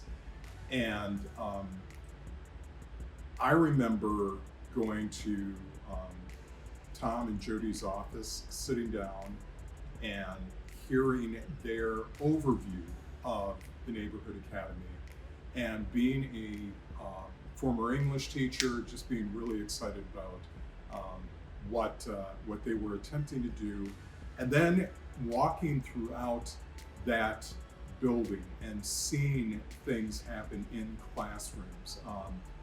Students engaged in discussions with their teachers, with their peers, and just believing that what Tom and Jody were doing was not only an incredible demonstration of what learning should be, but as I looked around and recognized who was being served, it was something that just brought a tremendous amount of joy to me, because I saw black and brown faces, and oftentimes these are the kids that are underserved or underrepresented. And so that was my initial introduction to Jody and Tom, and I am going to be forever grateful for that small beginning, I should say.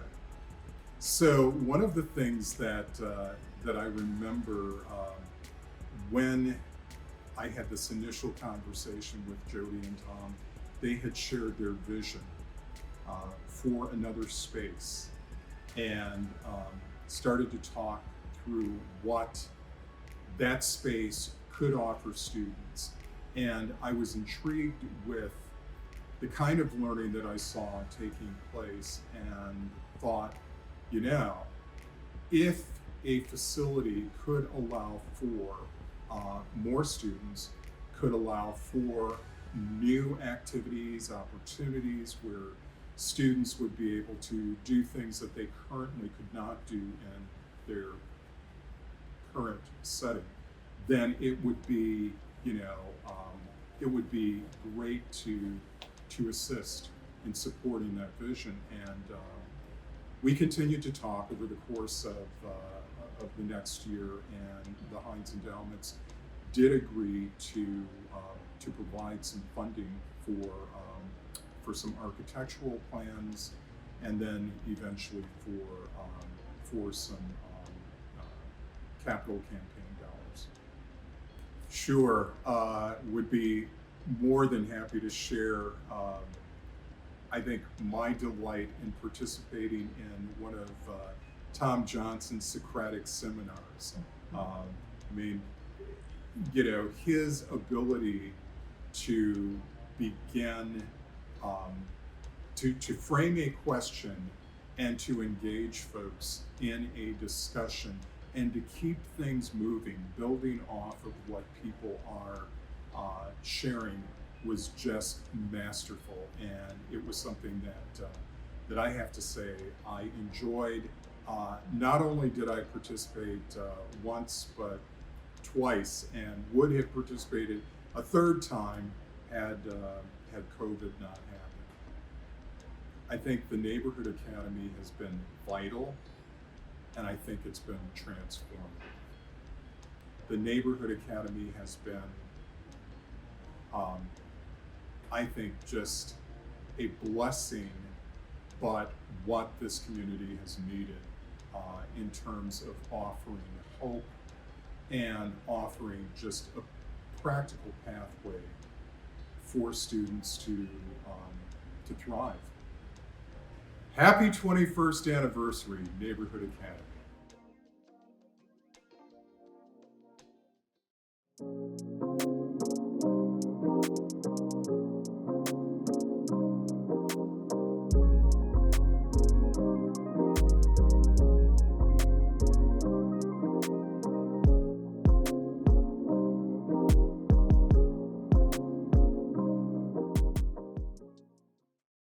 Well, Jody's mother and father were friends of ours, and it was it was a natural. I mean, it just sorted out that way. And then I met Tom through Jody, so it was a very happy whole relationship with all of them. Yeah. Well, I remember when Jody called me, and I don't remember why or how, but anyway, we met, and I can remember we were having coffee, I think somewhere on Murray Avenue, and she was so committed and so convinced and so upbeat about the need for a school, and particularly the school that she was trying to do in the neighborhood that she was doing it in. And I must say, I couldn't help but resist helping her with it in any way that I could, because I thought it was amazing. She just was going to do it, and it just was not an easy task. And she and Tom have put together a perfectly amazing school, and they ran it wonderfully together. So the idea that you would start a high school in the middle of the city of Pittsburgh was totally amazing. Yeah. And look at it today; it's fantastic. Well, you know, it was well received by people. The idea that it was interesting to me that it happened that way, and particularly when she began on Fifth Avenue, I think it was the school. I think it was right across the Little Sisters of the Poor. It seems to me that I have that in my mind, off Fifth Avenue, and. Going in there and seeing it was up and down. It was a kind of an apartment house, and it's just staggering. And the kids were there, and they're willing to do all that, and the teachers were willing to. The teachers were devoted, and that's of course what you have that makes it really work. Yeah. And then they built the perfectly amazing school that they have now, and it's there. Kids are there, the parents are there, the whole thing works. I think they were convinced it would happen, all along, and it was. Not an easy. I mean, I don't know as they talked about it.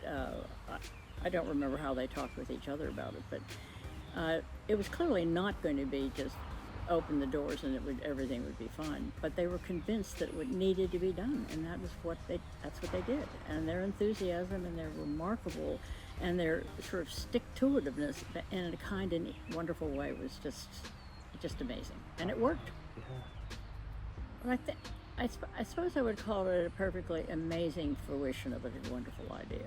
They came to be. The school is better today than it has ever been, and it functions absolutely fabulously. The children are there, and it works. And I think that's what you say when you have an idea, and you put it together, and you are graduating kids every year. It's a pretty good thing.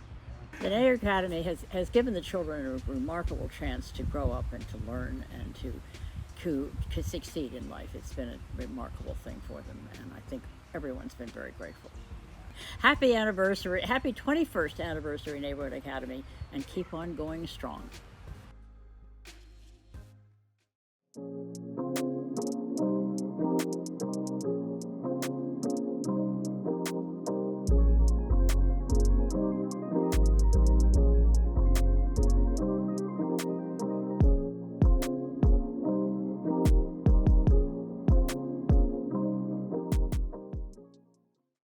So I might be one of the only people who doesn't actually remember the first time I met Tom Johnson. My mother had actually known him when she was young. They'd been in some sort of youth group together. And so she had mentioned to him, she had seen him on Shady Sides campus at some point in time and had told me some stories about him. And so I knew who he was, but I don't actually remember the first time that I met him. but it would have been sometime in the 90s, the late 90s, when I was in high school and when he was starting kind of the summer programming that was the predecessor to the Neighborhood Academy. So that was when I first became involved, was in the 90s when I was in high school. Tom was starting the summer program. I had a very close friend, Peter Herr, who was one of Tom's lacrosse players, and Bart Griffith, who knew Tom Johnson very well. They had both reached out to me. I don't think either of them were going to be in Pittsburgh for the summer. So they had reached out to me to say, hey, you're going to get a call from Tom. You should consider doing this. And I did. So I, at the time, was a lifeguard, actually with another very good friend from Shadyside. And I just kind of told him, hey, there's going to be a few weeks. Can I work my schedule around being able to be there in the mornings to tutor? And so I did that for a handful of years. And that's when I met both Anthony and Brett, was back in the 90s doing that programming. So it's been a long time since I've known about the Neighborhood Academy. Interestingly enough, when they started, where were they? On Penn Avenue, in that, I can't remember the name of the building, but that's where the school started there. I had been involved with my Sunday school. We were looking for some community outreach, and so that was when we were serving dinners at the Neighborhood Academy, and so we came in a handful of times to serve dinners with my Sunday school class. So that was kind of getting back involved with the Neighborhood Academy. And then interestingly enough, I was a banker when they were looking to build the new campus here, and were looking for financing. And so I remember coming back to the school with a colleague from an analytical side to be talking about the construction and the financing. And that might have been the first time I formally met Jody, but obviously, saw and re-engaged with Tom again. And so was kind of part of the funding from a degree or two of separation, but part of the funding of building this campus. And it was shortly after that that I re-engaged with Brett and Anthony, and got a little bit more involved on the tutoring side, and then eventually joining the development committee and the board. So it's been 25 years with little steps all the way through, and I can't help but age myself since this is the 21st birthday, so that's okay. We know that that's what's going on here. So been involved for a while. So I was trying to think about, there's so many that I remember that now that it's so far away, they've gotten a little more dim as memories, but they were just so awesome. So in the summer program before the school started, Tom and Jody were very specific about having, I think we called them field trips at the time, but they were all sorts of experiences that Tom wanted the students to have. So not just the math and the English and the tutoring and the, played a lot of basketball in the back of churches. But a couple of the field trips, one that I missed, and I think for the rest of my life I'll be upset that I missed it.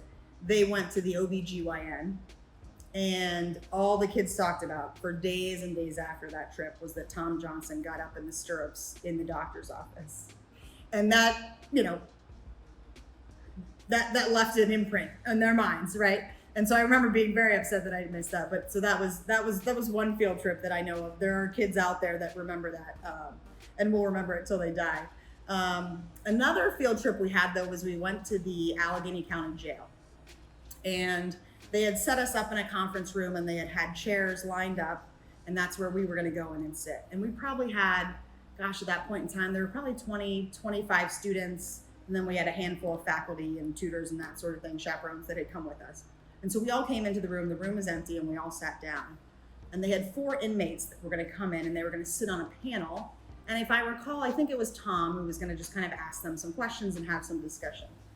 And one of my favorite students, he's sitting next to me to my right, and it's probably another chair or two, and that's the walkway where the inmates are coming in. And they're coming in from behind us. We're facing the front of the room. And they were shackled. They had wrists and ankles. So when they came in, they were actually making a decent amount of noise. And the student next to me, just immediate fear, just leapt out and was 3 seats down from me over here, just sitting here going, and in his mind, he's looking at me like, what are we doing here, So anyway, so we go on with it. They sit down, we start the discussion. Tom asks a lot of good questions. There's a lot of good dialogue. Then he opens it up to the students for questions. And that same young man who had been sitting right here, who's now sitting down there, his first question, he raised his hand. He was ready the whole time. He had this question in his mind. He asked the 4 inmates, he said, I'd like to know if any of you believe in Jesus Christ. And I thought, what a poignant question for a 13-year-old boy to ask after he'd listened to these 4 inmates give their life story and their history, why they're here, how they feel about being here. You know, they had gone into all that. And that was his question. He wanted to understand that core question. And I thought that was just so cool. So anyways, that was another one that's, I mean, I could go on with a whole handful, you know, all over the place, but those are the 2 that always I think back to and they make me smile. So I would say the Neighborhood Academy is life-changing. I think if you went back and talked to students, you're always going to have a couple students that maybe feel like, meh, it wasn't for me, I didn't make the right decision. But the vast majority of the students that come through these doors, I think they know instantly that it's changed their lives, and they look back years and then more years and continue to recognize how it changed their lives and the trajectory of their lives. So I think I really think at the base of it, that's what the Neighborhood Academy is doing. Happy 21st anniversary, Neighborhood Academy.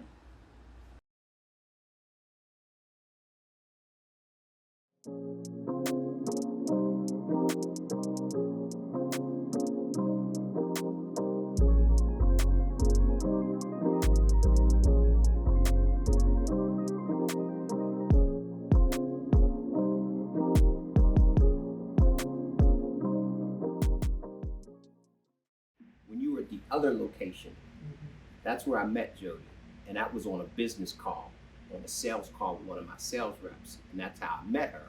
And then from there, you know, things evolved to the point where I've been obviously a big supporter of it ever since. But there's no specific like where or how I met her except through business, and I don't know if that's appropriate for you or not. But yeah, I think I went at your old previous location. I was fortunate enough to have an appointment business-wise for copiers and printers and document solutions with Jody and her business manager. And one thing led to another. And here we are 20 years later, and I'm fortunate enough to have I like to think, a very strong partnership with the Neighborhood Academy. So I came upon, obviously I started to do business with them in terms of workflow solutions. And I started researching the Neighborhood Academy and its purpose and mission. And I was really just taken aback from the work that she did, because who else do you know that has done all that she has for underserved youth in the Pittsburgh community? The first one is that I was a big sponsor for the Smokey Robinson concert. So obviously he's a legend, and for me to have an opportunity to meet him in person, him sing to my mother-in-law at the time, who remembered him from when she was a little girl, was just absolutely beautiful.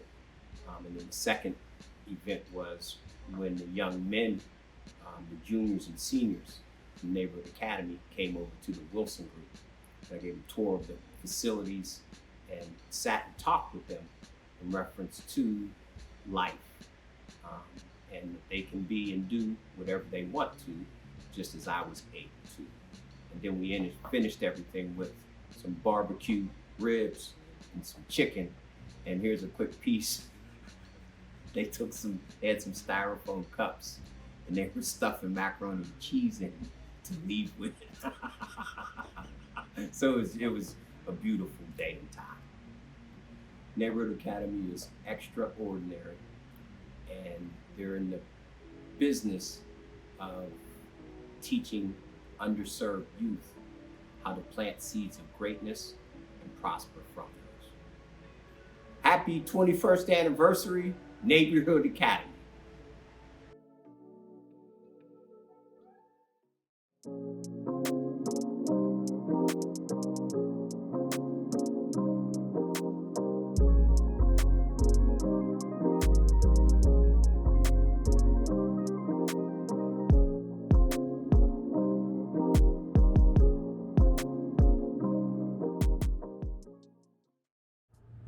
I met Tom when he was the associate pastor at my church, East Liberty Presbyterian, and he approached me about the school that he and others were starting, and I don't know how he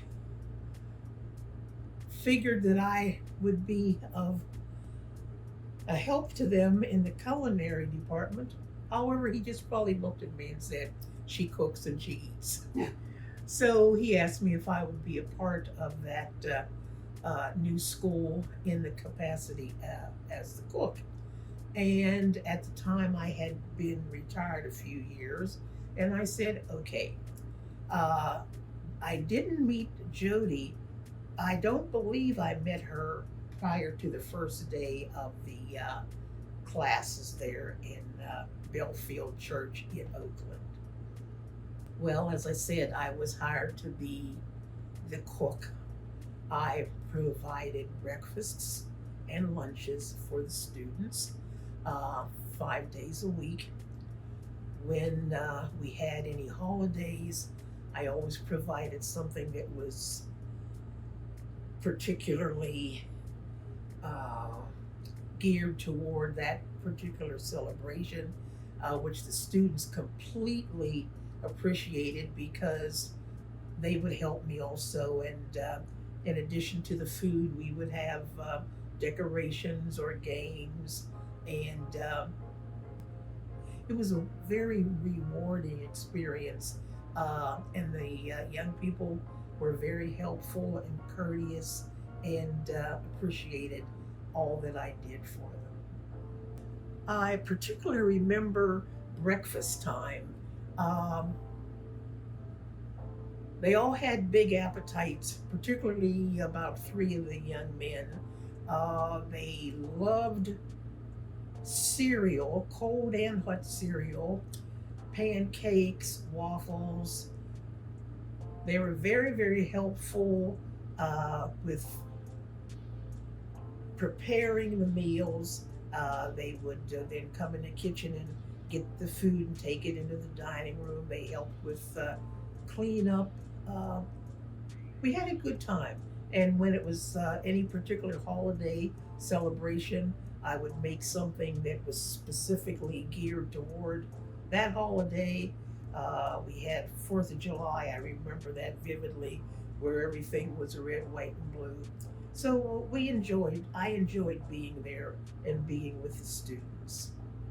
Originally, I had kept up with a young lady on North Side because at the time that I was with the academy, I lived in Allegheny Center, which is on the north side of Pittsburgh. And I can't remember her name, but I also became acquainted with the mother of one of the students there several years after I left the academy. And so she and I have become good friends. And through her, I do know about where her son is and what he is pursuing at this time. The Neighborhood Academy has been consistently providing an excellent educational and religious opportunity to the young people in the area. And through this, they have been able to pursue, achieve, and to go on to have successful adulthoods and fulfill their dreams. Happy 21st anniversary, Neighborhood Academy.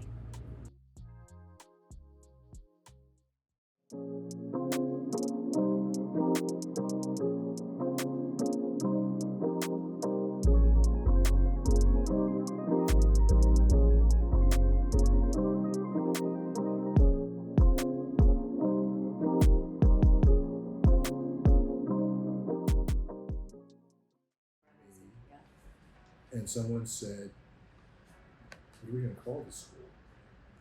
And so I remember kicking around my brain. I couldn't come up with names. So I said, "How about the Neighborhood Academy?" And Lucy said, "Yes, I love it." I could have sworn it was the other way around. That's the great thing about getting two people's memories together. Doesn't matter. And Lucy and Ricky commence. I had a child. I had my own interior design business. worked out of the house. I had a youth group that I was working in Larimer, Garfield, and Northview Heights 3 nights a week. And I went to seminary all at the same time. Oh my gosh, I was coaching lacrosse at the College of Worcester and went through counseling and crisis intervention training. I thought about getting an MSW and being licensed and hanging out the shingle.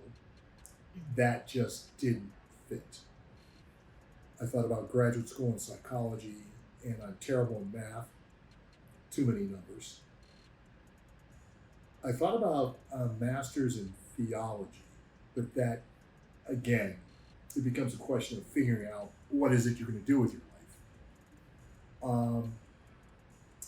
I read Scott Peck's The Road Less Traveled, and I woke up one morning at 3 o'clock, and I thought, seminary.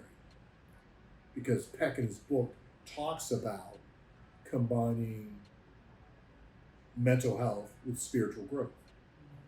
I thought, where could I mesh both those interests? I almost had enough courses at Worcester to be an English major and a religious studies major. So I applied to seminary, and quite to my surprise, they accepted me. So it was at seminary that I met Jody. Originally, the plan was going to be getting a PhD in English, until I found out how many PhDs in English there were out there. And plus, by the time I was a senior, I got sick of English criticism, literary criticism, and the rest happened from there.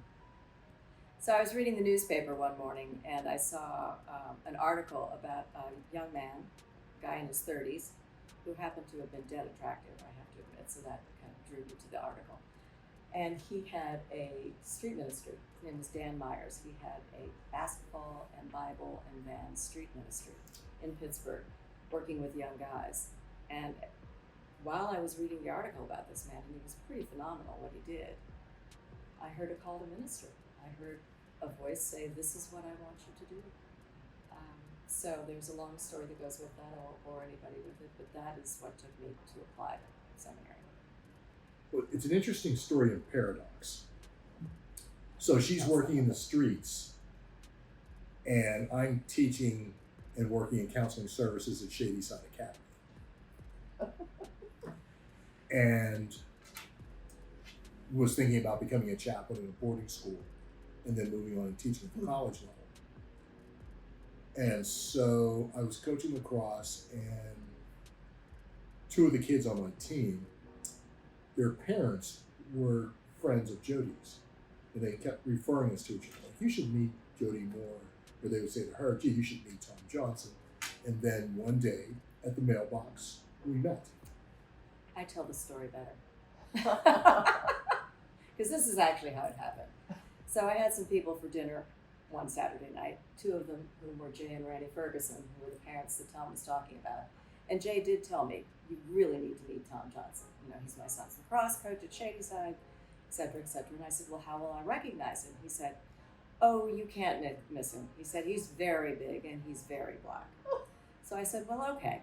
So a week or so later, I'm standing at the mailbox. And so the mailboxes at seminary are a whole big wall of mailboxes, you know, the little boxes like this. And so I'm standing at mine, which is sort of eye height when I'm standing doing this. And all of a sudden I felt the, hairs on the back of my neck start to prickle. And I turned around, and they're doing the same thing with the mailbox. Right up there was this very big, very black man. And I went, "You must be Tom Johnson." And that's how we met. Well, after we met, Tom was intrigued with the idea that I was running several youth groups, and we got to chatting, and I said part of the problem was, so I've been working with these kids since they were about 10, but they were now 15, 16, 17, and the boys really desperately needed a male role model. So while I was, sharing that with Tom and talking about the limitations that a woman can have on a man, and they're just things you need to talk to boys about that a woman can't do. And Tom volunteered, and I thought, this is fabulous.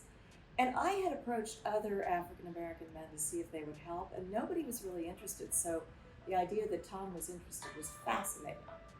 So I was very excited. This guy wants to participate. So fast forward, first youth group, Tom shows up. They couldn't stand him. My I usually mean, charming self. They hated him. This was a colossal bust. And Tom and I have subsequently analyzed it, and some of it was because he imposed a stricter ethic than I was used to imposing. It was youth group, it was after school. As long as I could keep the kids contained in a way where they weren't constructive, I allowed a fair amount of, hustle and bustle, so to speak.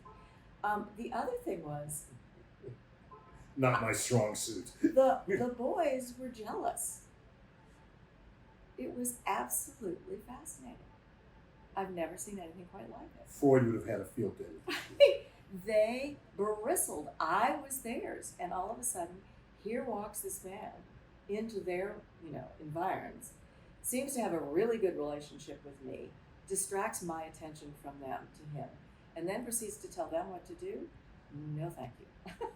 This was not going to work. So I think Tom sort of faded into the woodwork in my youth group, but he started his own, which was much more successful out of his church on the north side. And over time, we would meet at Ventos for lunch from seminary. And we started talking, both of us agreed that what these young kids needed was not rocket science. It really wasn't. It was the same upbringing we would give our children, plus a good education. So Tom, of course, looks at me and says, well, why don't we start a school?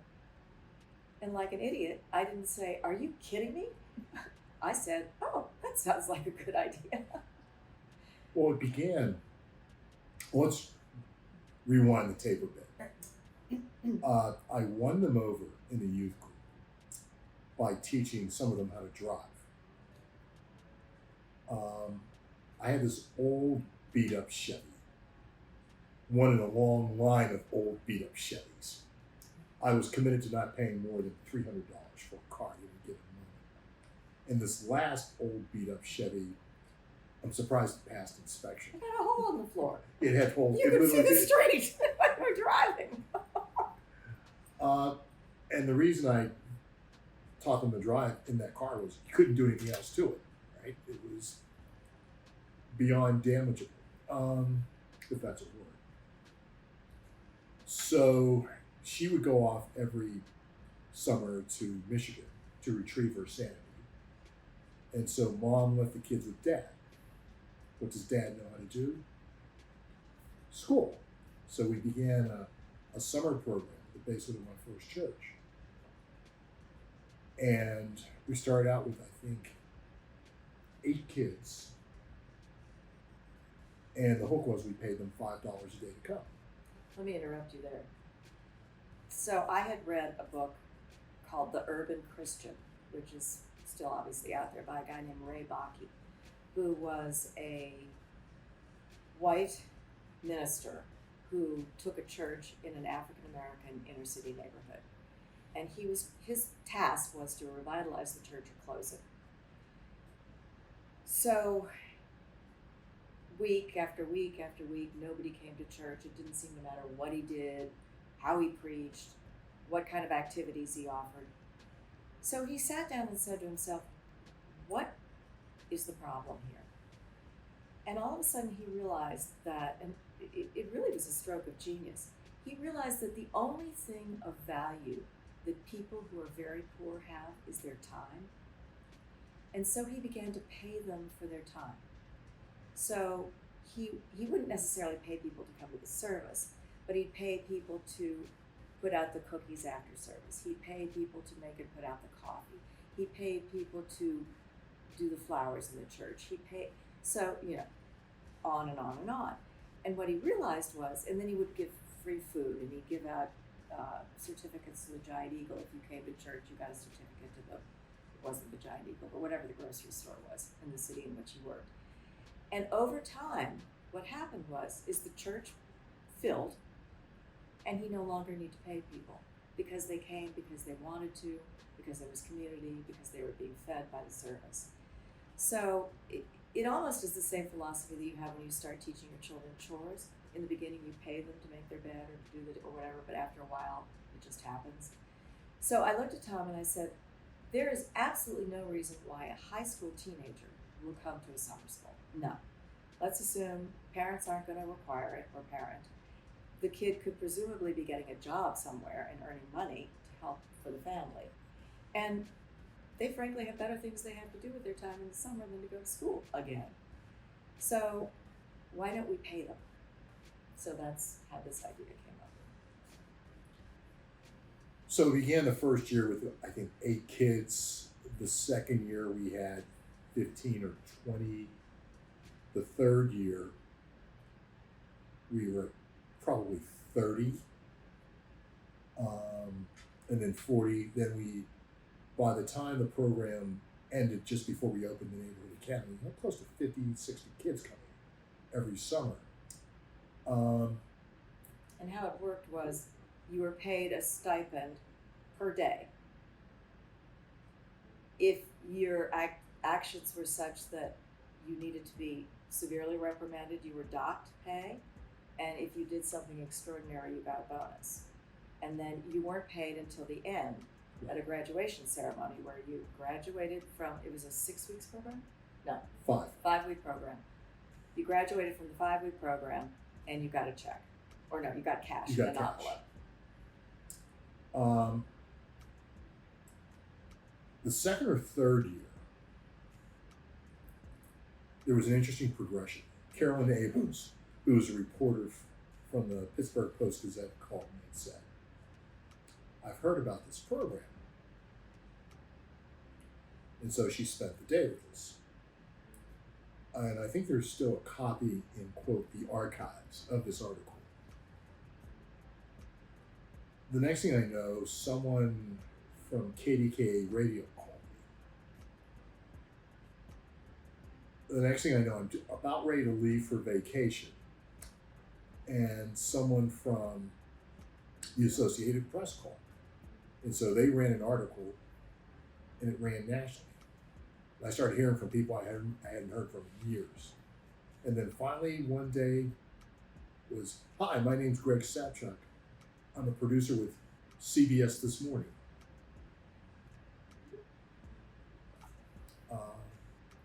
So sometime after that, she and I sat down in Ventos, and I ate some food that my PCP no longer allows me to eat. And we, on the back of a napkin, we came up with the idea of the school.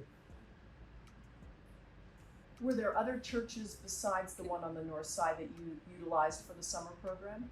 East Liberty Presbyterian Church, the Community of Reconciliation, come to mind. We had it at Allegheny, my first church, for 8 years, 7 or 8 years. And then we did a summer at ELPC, and then we did a summer at the Community of Reconciliation. We did a summer at Shady Side Presbyterian. Yeah, it was 10 years in all, whatever the number was. What happened was Tom had gotten wooed away from his church on the north side to East Liberty Presbyterian Church, where he was associate or assistant pastor. I was the pastor, the minister of youth and young adults. Yeah, at ELPC. So then we transferred everything to ELPC. And then, so while that was going on, and after the back of the napkin, I decided that R.K. Mellon Foundation was the perfect place to go for the initial grant. So I went to R.K. Mellon and met with Scott Izzo, who was terrific, and he talked about the fact that we needed to do a business plan, which I knew, and he said they would fund the business plan. So I quit working, and by that time I was working full-time for an interior, Bird Hill Architectures and Interiors. I was running their interiors divisions. So I quit.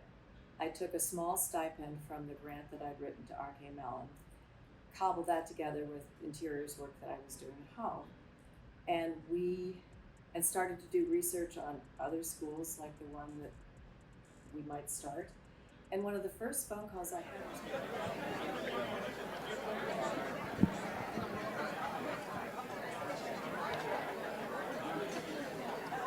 Good evening.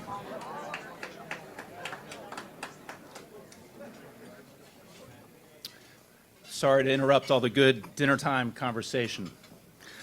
My name is Bart Griffith. I'm honored to be here. I currently serve as Shadyside Academy's 17th president, but my educational career started more than 25 years ago at Tom's Church on the north side, Avery Street, where, while still a college student, I taught English for 2 consecutive years in the summer program that would evolve into the Neighborhood Academy. We did not have the experienced faculty, established curriculum, or the first-rate facilities that the Neighborhood Academy enjoys today. I had never taught or designed a lesson plan in my life. And my class met in the church's dark, musty basement. As Tom's only full-time staff member, those first 2 summers, I had many other responsibilities beyond teaching.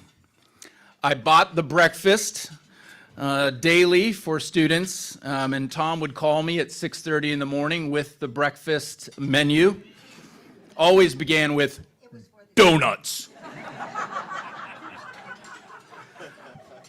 I drove them to and fro the church each day, took them back home in the evening, and was regularly called upon to play all-time quarterback during recess. I'll also never forget my first class. I had the students walk with me over to the Allegheny Commons to read and discuss Robert Frost's famous poem, The Road Not Taken. And we did so while standing at a fork in one of the park's walkways. Inspired by Frost's poem, we talked about the choices we have in life and how they ultimately make all the difference. As we walked back to the church, a boy named Ramon asked, "Hey, Mr. Bart, you think I could get a copy of that poem?" From that moment, I was hooked. Teaching was going to be my life's work. While I never would have envisioned our work would become the origin story for one of the city's most innovative educational endeavors, I did have the inherent sense that Tom was onto something, and that the opportunity we were creating mattered deeply to students and their families, well beyond the $20 a day they earned to be there.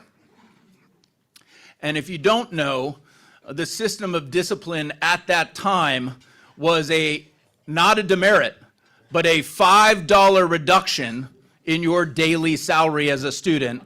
And many times a day, you'd see misbehavior, and from either nearby or far away, Tom would bellow, "5," right? And the behavior stopped. He sure did.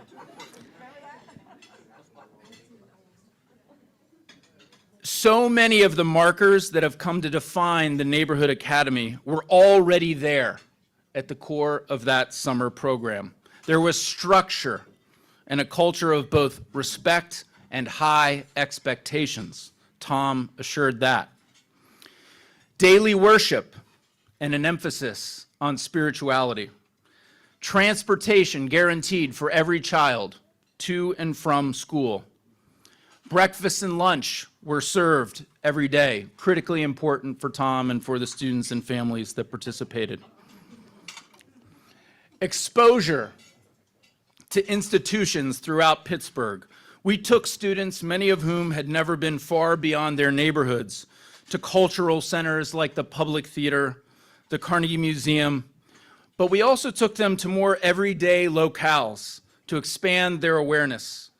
The post office, the airport, City Hall. Given the risks poverty presents to adolescents, Tom was adamant we also have students visit places that would present in unvarnished and stark ways the consequences of poor decision-making. The county jail, a trauma center, and a labor and delivery room to convey the realities of teenage parenting.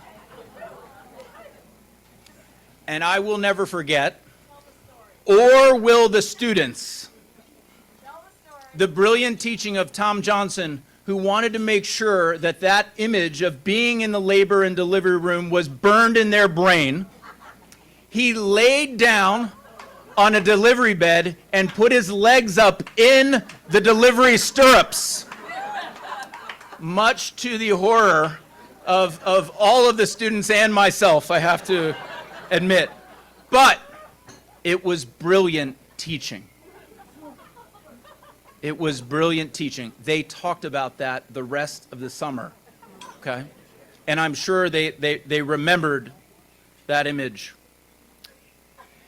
Years later, I reflect on Tom's decision to include me, a 20-year-old kid of extraordinary privilege, in his vision for this work. What an expansive moral imagination it represented.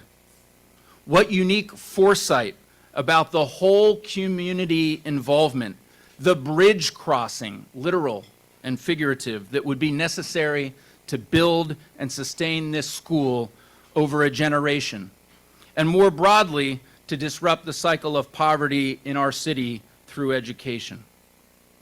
It is with this same spirit of community and collaboration that Shadyside Academy and the Neighborhood Academy began their athletic partnerships last year, an initiative that reminds all of us of how our engagement with TNA and its mission stays with us and inspires further vision for what might yet come in the future.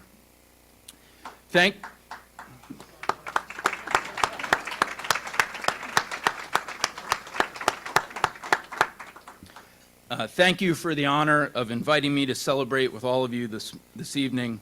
Congratulations, happy anniversary to the Neighbor Academy, and God bless.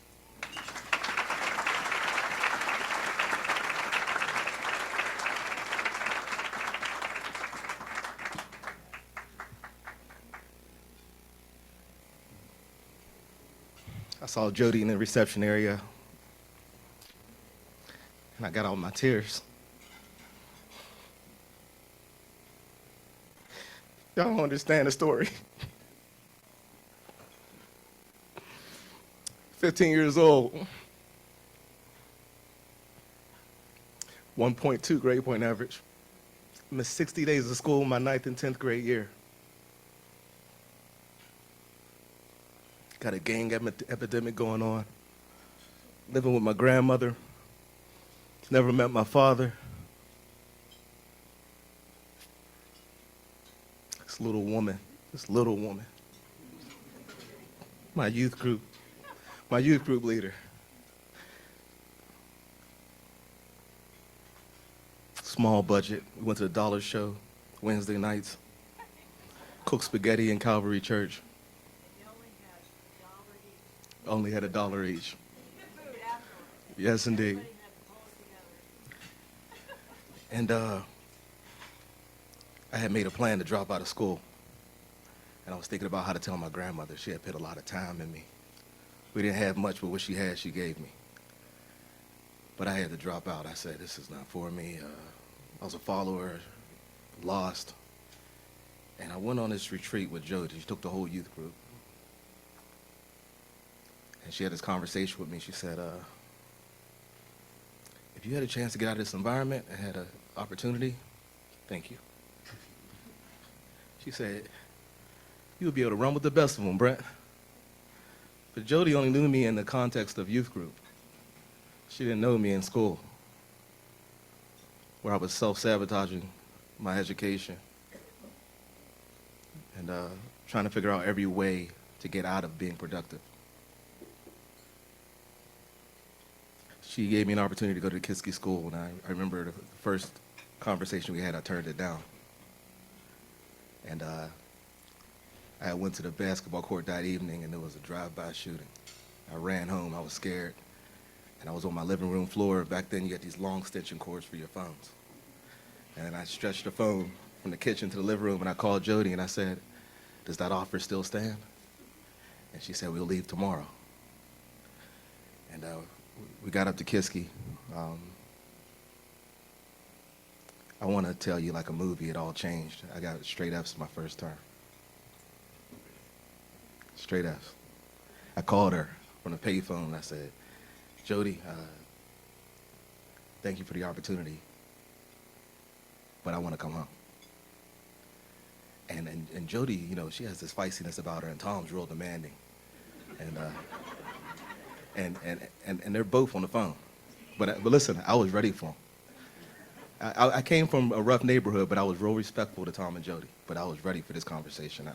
I wasn't having it either. I wanted to come home. And they took a different approach with me. They took a different approach from me. They listened, and Jody said, let's just see how it works if you stay until Thanksgiving. And then the theme music started. Got my marks up. I never looked back academically.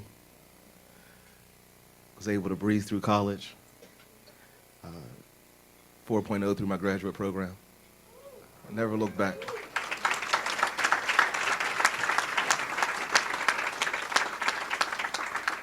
Tom Johnson, Jody Moore, you already know. You already know this one's grateful.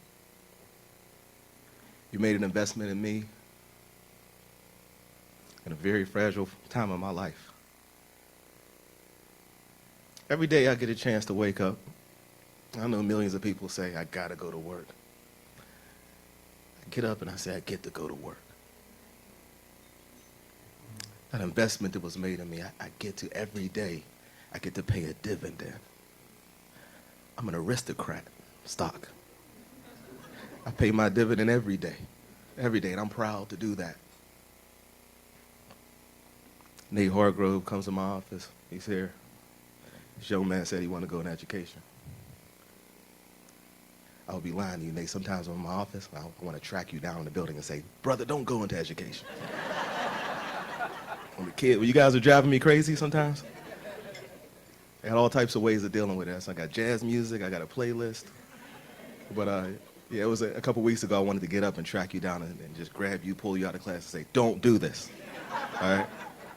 But I'm glad that I've been able to make a small impression for you to pay it forward. I'm so proud that your heart is considering education. You know what's needed.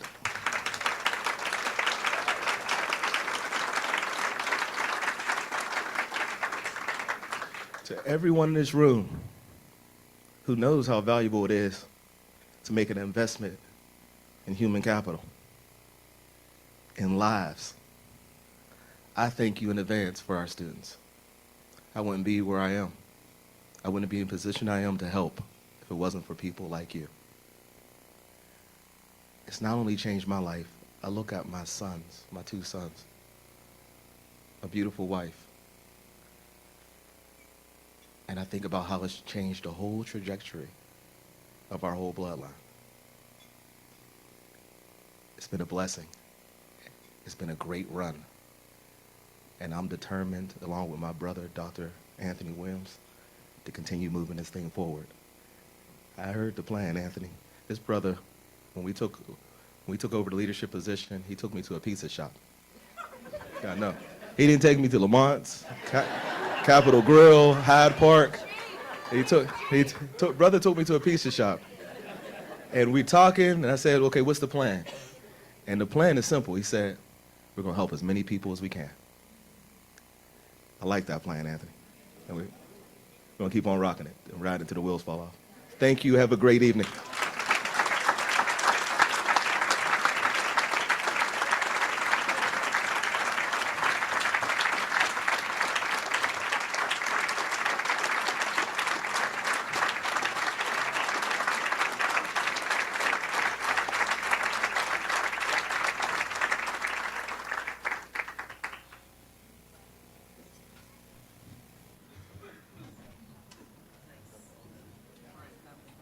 I've often said that God doesn't work just in one's You know, there are little points of light everywhere that happen, and the Neighborhood Academy sort of rose up out of that stew of what are we going to do about education. We, on the back of a napkin, we came up with the idea of the school. I was then invited to lunch, where they asked me to be chairman of the board. The cool thing about being involved at that time was we were involved in all the firsts, right? We were the first graduating class. We had the first college acceptance. You know, the first gala, the first songs and carols. It was all, you know, a fresh journey. She just was going to do it, and it just was not an easy task. And she and Tom have put together a perfectly amazing school, and they ran it wonderfully together. So the idea that you would start a high school in the middle of the city of Pittsburgh was totally amazing. The excitement on the faces of Reverend Johnson and Jody when we stood out in the sunlight cutting the ribbon for the school. That was memorable. The students standing with $10,240,154.25 having been raised for the school. I was just filled with admiration with what was being accomplished. What headlines would you like to see about the school 20 years from now? My answer was, headline, Neighborhood Academy closes its doors because the Pittsburgh Public Schools have adopted the model. The Neighborhood Academy has been a resource for systemic change that inspires hope in people's lives. But the vast majority of the students that come through these doors, I think they know instantly that it's changed their lives, and they look back years and then more years and continue to recognize how it changed their lives. And I have been blessed to have been able to go to a lot more graduations, and I still cry tears of joy. But I think the school as we see it today exists because Tom was very clear that I am because we are. That is the problem.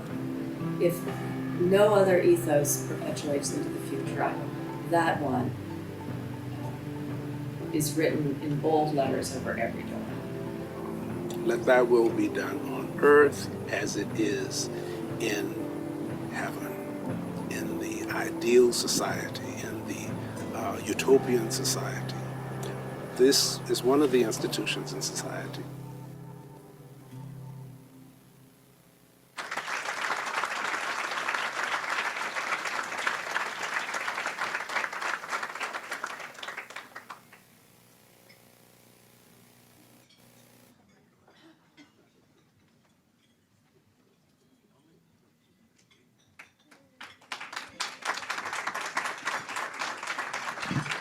I always have to speak after all the people have spoken who drew tears in the room. And then I get to come up and say, and now 70% of our kids go on to do blah, blah, blah. And so here I am again. Hi, everybody. Hi. So, gosh. Yeah, no, we're not going to cry. I have these prepared remarks, which I might go to, and I'm supposed to be brief, but I probably won't be. First of all, I think it is absolutely overwhelming to be in this room with everybody. I mean, look at all of you. How beautiful are you all? And you know, as I've said so many times, many doubted, but more believed, and each and every one of you in this room has believed.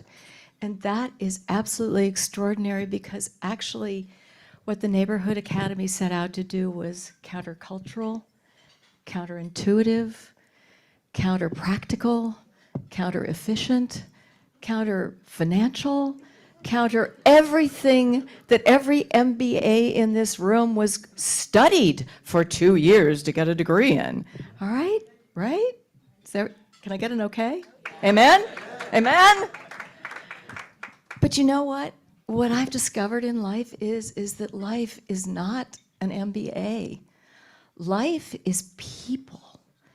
And if if each one of us doesn't believe in the person standing next to us, what have we got?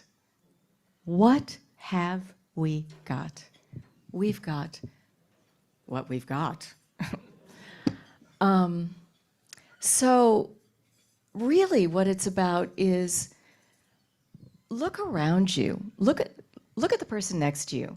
Say hello to the person next to you. Maybe you had a dinner conversation with them, maybe you didn't. But, hi. What each one of you has is the fact that each other of you has believed in something that is in fact ultimately Christian. And I don't mean to make this religious in any sense. It could be any number of faith traditions, but I happen to be Christian. So it is that ability to turn something upside down. We are strong because we are weak. I mean, that is a gospel message. And so what the Neighborhood Academy has accomplished is that we are stronger together as a group. We have believed in something that culture has said is unbelievable, and we have accomplished the impossible. And I say that with full knowledge in my body because I cannot tell you for 21 years what it was like to have a dream and to have most people, some of whom I cared about deeply, who are my friends, look at me and say, you are fill in the blank crazy. This is not going to happen. It can't happen. There's no way you can finance it. There's no way you can pull it off. And what the heck are you thinking? And I had good friends say that to me. And what gives me the greatest joy tonight is to hear Brent, is to see, but does anybody know the story of how I met Anthony? So Brent comes home from Edinburgh and he knocks on, he calls me up, he said, can I come see you, Miss Jody? And he's sophomore year, I think, or maybe it was junior year. And he said, I have a friend I want you to meet. I said, great, come on over. So the two of them come in. Now, I live in this little tiny town. I live in a very small house. And, Brent and Anthony are not, tall, but they're substantial. And so these, and they're a little more, And these two marvelously handsome young men walk into my room and they take up a lot of space in my room. And they sit down and Brent introduced me. He said, Miss Jody, I want you to meet Anthony Williams. And this is my best friend. And I just think this is somebody you need to know. And I thought, well, that's nice. Hi. And Anthony and I had a long conversation and the rest is history. But anyway, that's an aside. But the point being that here we are, we each know each other, and why is it that we just can't reach out a hand and help each other? Why is it? It is as simple as that. That's the message that I really think the Neighborhood Academy gives to the community. It just takes a hand. A little money behind the hand, but a hand. And maybe that's all we need to take away tonight. Where can you put out your hand and make a difference in the world? So there was a speech. So I'm going to get to the last paragraph of the speech, which is that people describe the Neighborhood Academy in a lot of different ways with a lot of different words. Courageous, persistent, miraculous, inspiring, uplifting, yada, yada, yada, which were all wonderful. I don't mean yada, yada, yada in a bad way. But for me, what the Neighborhood Academy is that thing that I described when we opened the school in the shadow of 9/11. I don't know how many of you know, but we opened on September 12th, 2001. On September 11th of 2001, we were literally sweeping contractors out of the door of Champion Commons in order to be able to open the next day. And I was sitting in a room meeting with our auditors when the contractors had televisions and radios on, when the news came over. And we all raced to the one television set and just, you know what happened. And we had a long conversation about whether we should open or not. And we decided that in the shadow of 9/11, opening would be the best possible vote for life that we could give.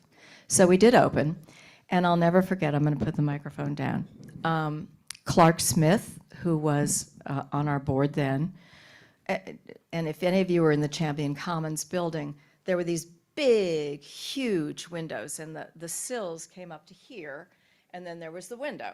And so Clark was standing at the window in the kitchen, and he, like this, like this. Looking out the window, 9 o'clock in the morning, we were supposed to open at 10, we were supposed to have the opening at 10 o'clock. I don't even know if you know this. And Clark's looking out the window. Oh, the mayor is coming. I said, Clark, how do you know that? He goes, there go the street sweepers.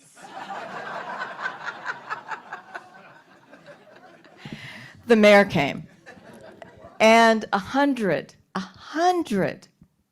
of our friends came.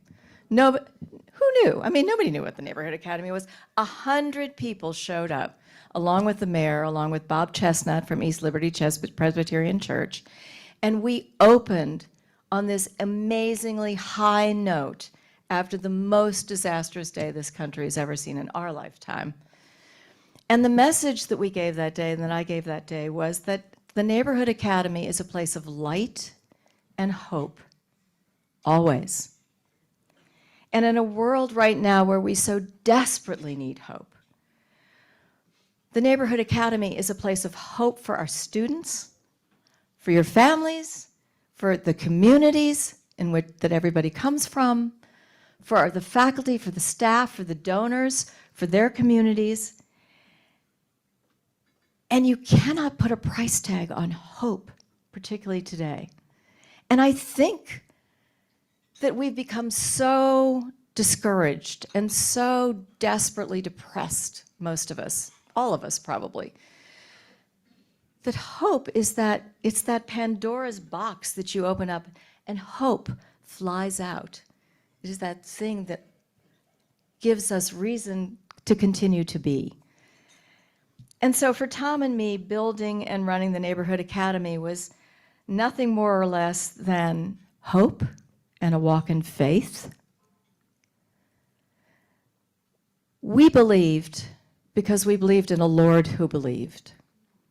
We believed when everybody else doubted because we knew the Lord that we worshiped was never going to let us down. As Tom used to say to me when I got really discouraged, God hasn't brought us this far to kick us to the curb.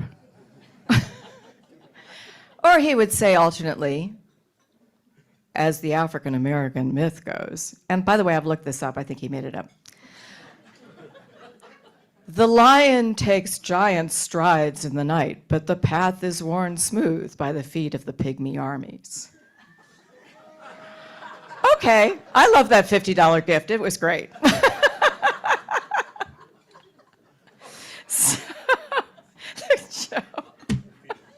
Yeah.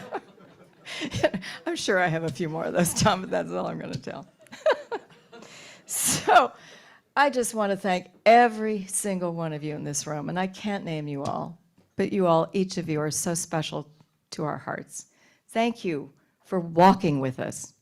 Thank you, as Dietrich Bonhoeffer would say, maybe you don't believe in God, but you believe in our belief. Thank you for believing in our belief. And thank you to our students, 5 of whom are here tonight, for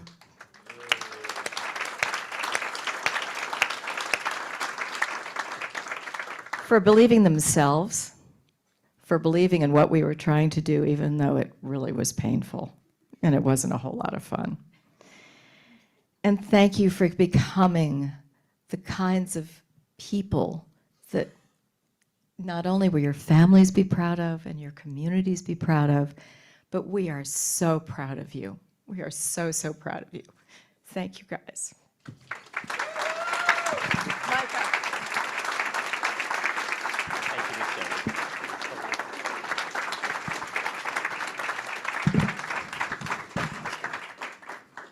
Good evening, everyone. I thought that following up from the first speech would have been difficult, but following up from Jody Moore is going to be even more of a challenge. So bear with me. I'm here to talk about my experience with the Neighborhood Academy and how it's really impacted my life. My name is Micah Arnold, and I graduated in 2018. And really, my journey with the Neighborhood Academy started 2 years prior to me actually going. It started around 6th grade.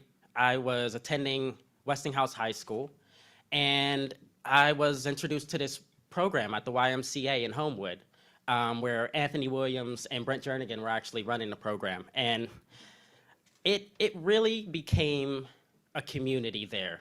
I had never met two men that I had looked up so much to and really strived to be. It was tough work. We did workshops and we did our homework, but we also went on field trips. We played basketball all the time. And they really showed me just a little glimpse of what the Neighborhood Academy is like. And from that moment, I knew that was the place where I wanted to be. Fast forward a couple years, I get through summer academy somehow, and I make it into this unorthodox, interesting TNA culture that was a little hard to adjust to. I don't know if the summer academy actually helped or hurt, but it was something. And I am here, so. And besides the 12-hour days, I had never really been introduced to such a warming group of individuals, people who actually cared about my education, but also cared about my heart. They cared about what I cared about. They cared about where I was going next or what was bothering me that day or the week prior. I could really go to any individual in the school and know that they would support me. And learning that in 8th grade was huge for me. I knew that this was the place where I belonged. I also met my Over the Bridge program in 8th grade, my Over the Bridge program sponsor, Charlie Ferrara, who is actually right here. And he supported me by paying for my tuition, which was really, really, really great. And he could have stopped there. He could have just done that. I could have given him my thank you letter, and that could have been it. But instead, he's actually become a really dear friend and mentor to me. And he's someone that I can go to for anything.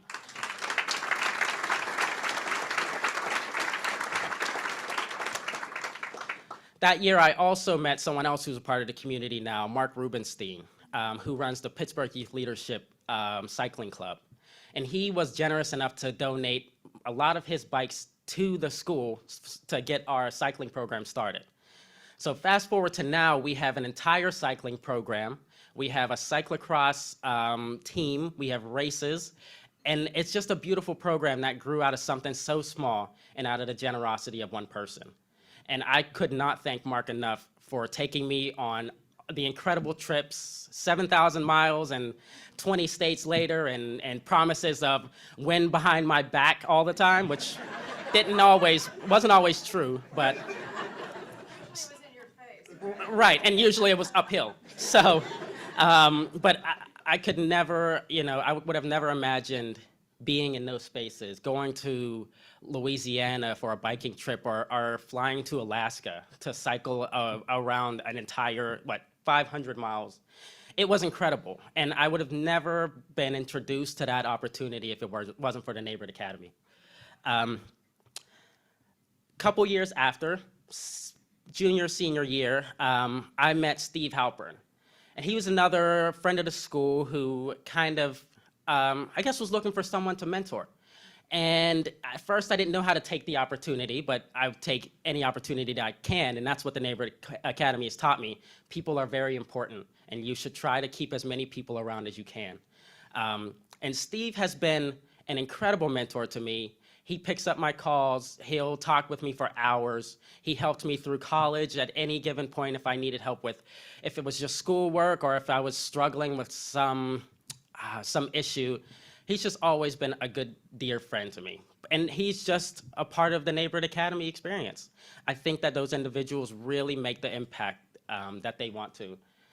I could go on. I could go on for a long time, actually, and name many of the people that have made a change in my life. Joe Macero, actually, is our founding board member, and he also helped found the company that I work for. So that was my very big full circle moment for me that I get to work with Joe, and it's an incredible opportunity for me. I just really want to thank everyone for being here, and I just want you to know that the power of conversations, of reaching out to students, of being in the Neighborhood Academy and just seeing the students and interacting with them has a huge impact. And you can never know how far those individuals will go. And so I just want to thank everyone for coming out and supporting the Neighborhood Academy and supporting me in my endeavors. So happy 21st anniversary.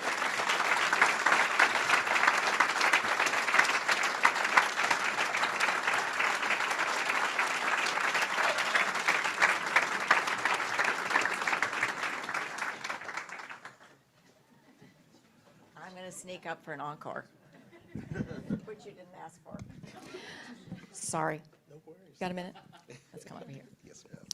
So the story, there is an unsung hero in this room, and I need to sing his praises.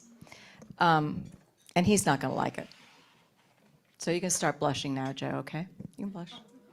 So the beautiful thing about convincing Joe Massaro to be chairman of the board of the Neighborhood Academy when we weren't even born was that we convinced Joe Massaro to be chairman of the board of the Neighborhood Academy before we were born.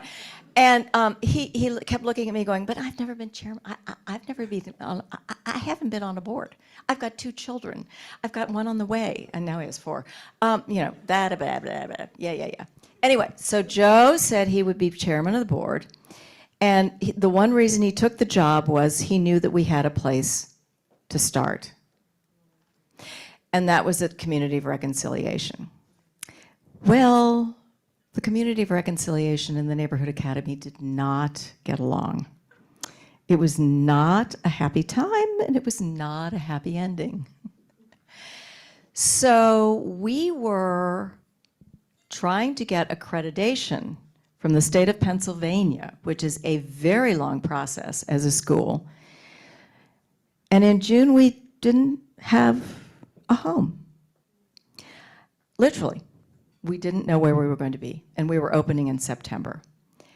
And so Joe contacted a friend of his, Herky Pollock, and Herky Pollock said, I think I have the place for you. And he showed us Champion Commons at the corner of Penn and Atlantic. And of course, I went and looked with Joe, and I thought, this is perfect. And of course, I don't know how much, well, you all have been through COVID. You know how fast construction materials come?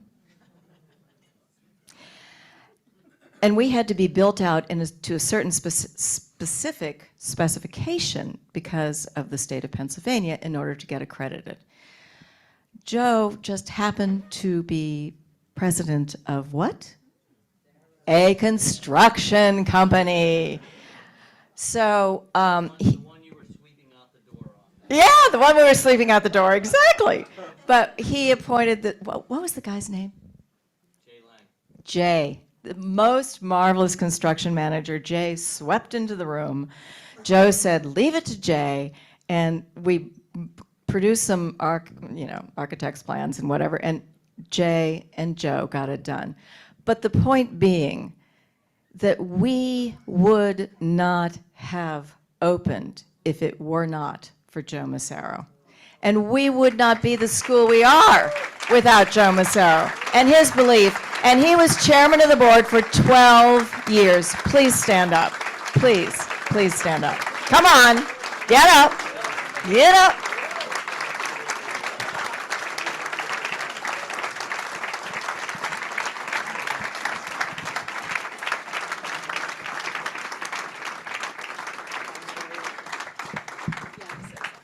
And our final act together was I was trying to get an org chart together because it was always messy.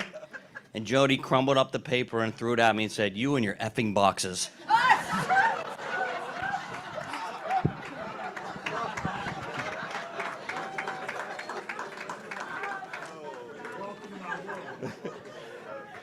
There's always a story behind the story. Well, good evening, everyone. And thank you so much for being here to celebrate our 21st anniversary with us. My name is Dr. Anthony Williams, and I'm humbled to serve as the head of school here at the Neighborhood Academy. And I would be remiss to continue my remarks without asking everyone to join me in a round of applause for the contribution that Reverend Thomas E. Johnson Jr. and Josephine B. Moore has made in the impact and lives of thousands of children within the Pittsburgh region. Thank you all.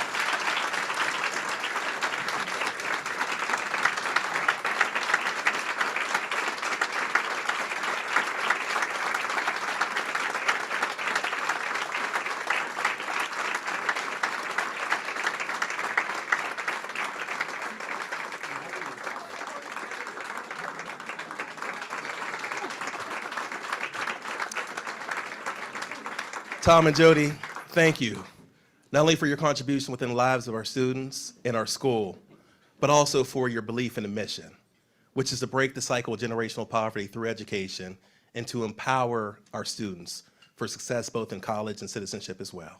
Thank you all so much. I still remember the first time that I fell in love with the Neighborhood Academy. My college roommate and lifelong friend, Brent Jernigan, took me to the home of Miss Josephine B. Moore. And I met with she and Reverend Johnson over a period of time. And during that period of time, I heard the formative vision of the school. A school which would have a high expectation for students. A school that would engage students in a rigorous academic curriculum, which would prepare the students for success in college and beyond. A school which would have a holistic model, which would tend to the mind, body, and souls of all of our students. A school which would guarantee students would be in a loving, nurturing environment, where violence would not plague their learning environment and harmonious relationships would be sustained and created. A school that would ensure that no matter where students came from, no matter what their socioeconomic status would be, that they would have access to quality education. And like many of the individuals within the room, I said to myself, how can I help? I said to myself, I want to be involved. Now, I have to be honest, at that time, I was a broke college student. So there were limitations upon how I could help. But my heart was in the right place. And I began my career with those two. They spoke upon a vision of a school that I'd never experienced, but always wanted. They spoke upon a dedication to students and ensuring they would have healthy, productive, high outcomes for one another.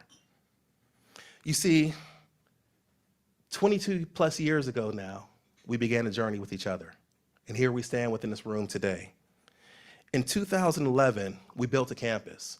And when I say we, it includes everyone within this room and everyone who's watching virtually as well, because you all had a hand in building this campus, where high access to quality education would take place, where dreams would be aspired, and new chapters of students' lives would be cultivated. And I am forever grateful for each one of you all who fed and lived and birthed that vision. You see, we built strong children. And Frederick Douglass Jr. once said, it's easier to build strong children than it is to repair broken men. And that's what we do at Neighborhood Academy day in, day out, is we build strong children. In 2015, we committed to a vision and a hope where we saw an underperformance which was taking place in our nation, in our region, and also within our school of African American males. And we dedicated ourselves, our time, and our efforts to ensure that we could change various narratives that may exist for these boys. So we opened up an all-male middle school. And I'm proud to say that those investments which were made then have paid huge dividends to this day. As a matter of fact, Nate Hargrove, who's our student photographer here this evening, was in the inaugural 7th grade class that we built.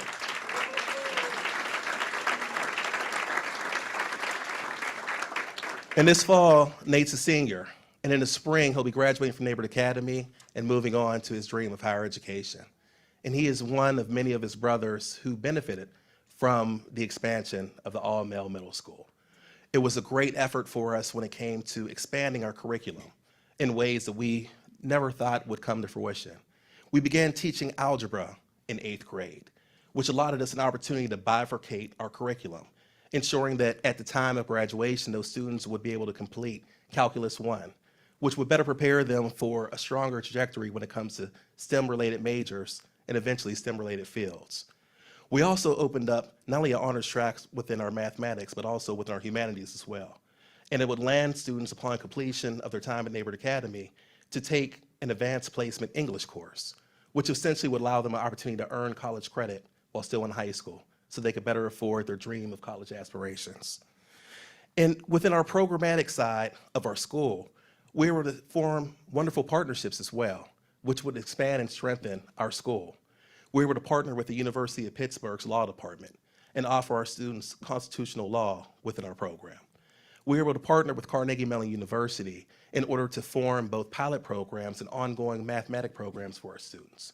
We were able to form a wonderful relationship with Shadyside Academy and our football program, Go Bulldogs, and offer so many opportunities to our male and female students. However, we saw some unanticipated consequences coming about as well from that early investment. We would also, while we invested into the males, we would slide the females to the side until 9th grade. And over the years, we've seen challenges and encounter with that. In 2019, the city of Pittsburgh, underneath the leadership of Mayor Peduto, Gender and Equity Commission, allowed a report to be commissioned. And it's titled, Pittsburgh's Inequality Across Gender and Race. And it illuminates some staggering statistics of our great city here within the city of Pittsburgh and challenges that some individuals find themselves within a daily basis, in particular, Black women. The report illustrated that white residents are 3 times more likely than Black residents to attain a college degree, and that Black women are 5 times more likely than white men to live in poverty, and that Black women within the city of Pittsburgh are at an 85% higher chance of living in poverty than similar cities, and that within the city of Pittsburgh, Black women will find themselves out of the labor force more in Pittsburgh than 97% of similar cities. And finally, girls would be less likely to enroll in algebra than they would their male counterparts, even though they are more likely to pass that course. Within my 21 years here at the Neighborhood Academy, I have always known the school community to rise to the challenge of various occasions and to rise to the great needs of various individuals. And that's why there is no better time than now to live up to that challenge.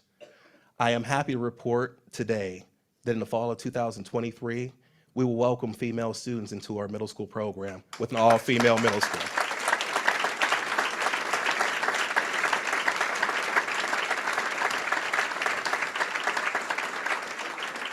We will continue to hold the separation within gender, with the boys being on one side of the building and the females being on the other side.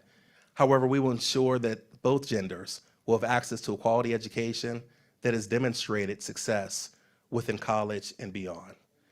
I'm happy and proud that to date, 100% of our students have been admitted to college.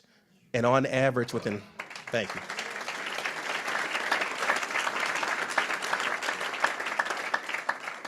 And on average, within 5 years of academic instruction or less within college, 75% of our alumni graduate from college.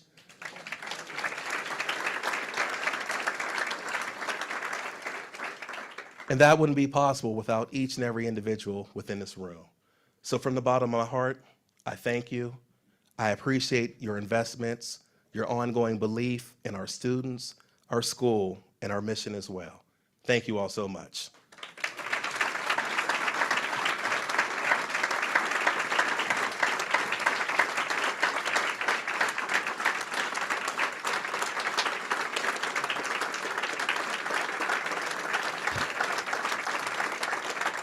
And in order to bless our time with each other and our departure as well, I'm going to ask the near and dear friend to the school, the Reverend Dr. Peters, to come to the podium and bless our time. And while he makes his way up to the stage, I'm going to ask every faculty and staff member to please stand. All faculty and staff members of Neighborhood Academy, please stand.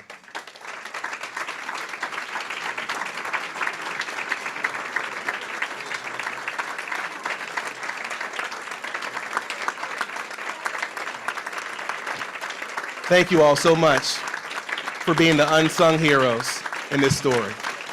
Thank you for your efforts, all that you do on a daily basis to hold us together and continuing to advance our mission. Thank you all. And lastly, before Reverend Dr. Peters takes the podium, I would just like to ask Joe Macero, Charlie Farrar, Pete Leone Jr., and Ed Howard IV to stand up.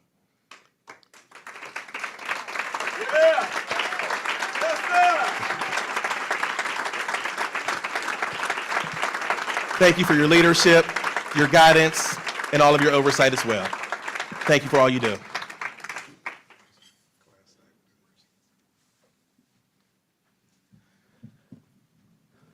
Anything I say at this point would be anticlimactic. I would just share one tidbit before I ask God's blessings on us going forward. In 1991, I came to be the first black professor at Pittsburgh Theological Seminary that the seminary had sent in at least a decade and a half. And for 9 years, I was the only chocolate chip in the cookie mix among the faculty. I had left 18 years of pastoral ministry in 2 different congregations, which I thoroughly enjoyed. And having come out of a context where my seminary experience in another context had not been all of that happy, I started seminary the year that Martin Luther King was assassinated, and it was a tough time. And so I wondered why God had put me in this place. 2 people, 2 of my early students, happened to be one Tom Johnson and one Jody Moore. And like most professors, the good students, oh yeah, those are my students. The others, do I know your name? But certainly God has always had God's hand on those 2 people. That was evident from the beginning. I get the privilege of teaching literally thousands of people. And when 2 people stand out from the beginning in terms of their enthusiasm, I didn't tell them after they talk with me in the classroom or come to my office, what's wrong with those people? But their vision was so incredible. It was infectious. And it inspired me in a number of ways, such that years later, after the Neighborhood Academy had started, I'd bring my classes to the Neighborhood Academy to see what education could be in another context. Tom began this evening saying that, at least in his mind and heart, the Neighborhood Academy started centuries ago. And it's out of that context that a man once wrote these words, James Rosamond Johnson, which were put to music by his brother. And the words simply say, "Stony the road we trod, bitter the chastening rod, felt in the days when hope unborn had died. Yet with a steady beat hath not our weary feet come to the place where our parents sighed. We have come over a way that with tears have been watered. We have come over a way treading a path through the blood of the slaughtered. Yet with a steady beat hath not our weary feet come to the place where our parents sighed. We have come over a way that with tears have been watered. We have come treading a path through the blood of the slaughtered. Yet with a steady beat, we now stand at last, where the bright gleam of our star is cast." That is our benediction, but it goes further with these closing words. God of our weary years, God of our silent tears, thou who has brought us thus far along the way, thou who has by thy might led us into the light, keep us forever in thy path, we pray. lest our feet stray from the places, our God, where we met thee, lest our hearts, drunk with the wine of the world, we forget thee. Yet shadowed beneath thy hand, may we forever stand true to you, O God, true to whom you have called us to be, true to our native land. Let us pray. Holy Creator of the universe, not only of this world, but of worlds and galaxies far beyond the vision of our tiny telescopes flying through the universe. Through your grace and mercy, you have let us come to this mountaintop experience here in this place, whether in person or through the internet. You have brought us to see what Moses saw when he stood on Mount Nebo and Mount Pisgah and looked far beyond where he could go. You have brought us to that same place where Jesus inspired disciples beyond what we now call Good Friday, to see possibilities that they could not have imagined.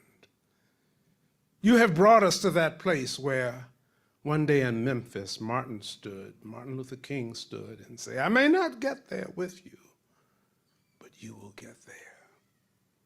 Tonight, oh God, you brought us to where the Prophet Muhammad stood and continues to inspire people to try to submit themselves to your will. So we give you thanks for what our eyes have seen and what our ears have heard tonight, as you have revealed to us against a backdrop of a world where crushing spirits dash hopes and perpetuate evils and friends and hatred. But you have shown us again tonight, as you showed those other leaders and visionaries, whether Harriet Tubman or Mary McLeod Bethune, or Frederick Douglass, what possibilities can be achieved when through faith we stretch our hands beyond tribe, beyond economic status, beyond family differences, in love to one another. May the good work that you have initiated through the Neighborhood Academy and has sustained over 21 years continue to thrive and bring hope to a land filled with hopelessness. For we give you thanks, O God, not only for what you've done, for what you're doing now, and for what you're going to do. And we are bold enough in faith to claim the victory as we move forward in hope, in love, reaching out to one another.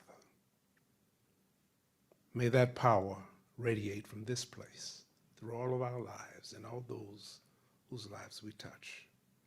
Thank you for the Neighborhood Academy and for what you're going to do therein, going forward. That your kingdom on earth will indeed continue to reflect your kingdom in heaven. Amen.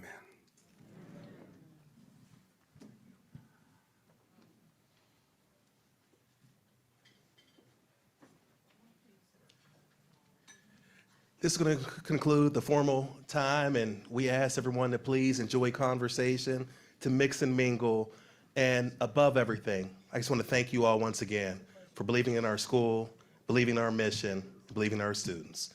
Take good care and have a lovely evening. Thank you.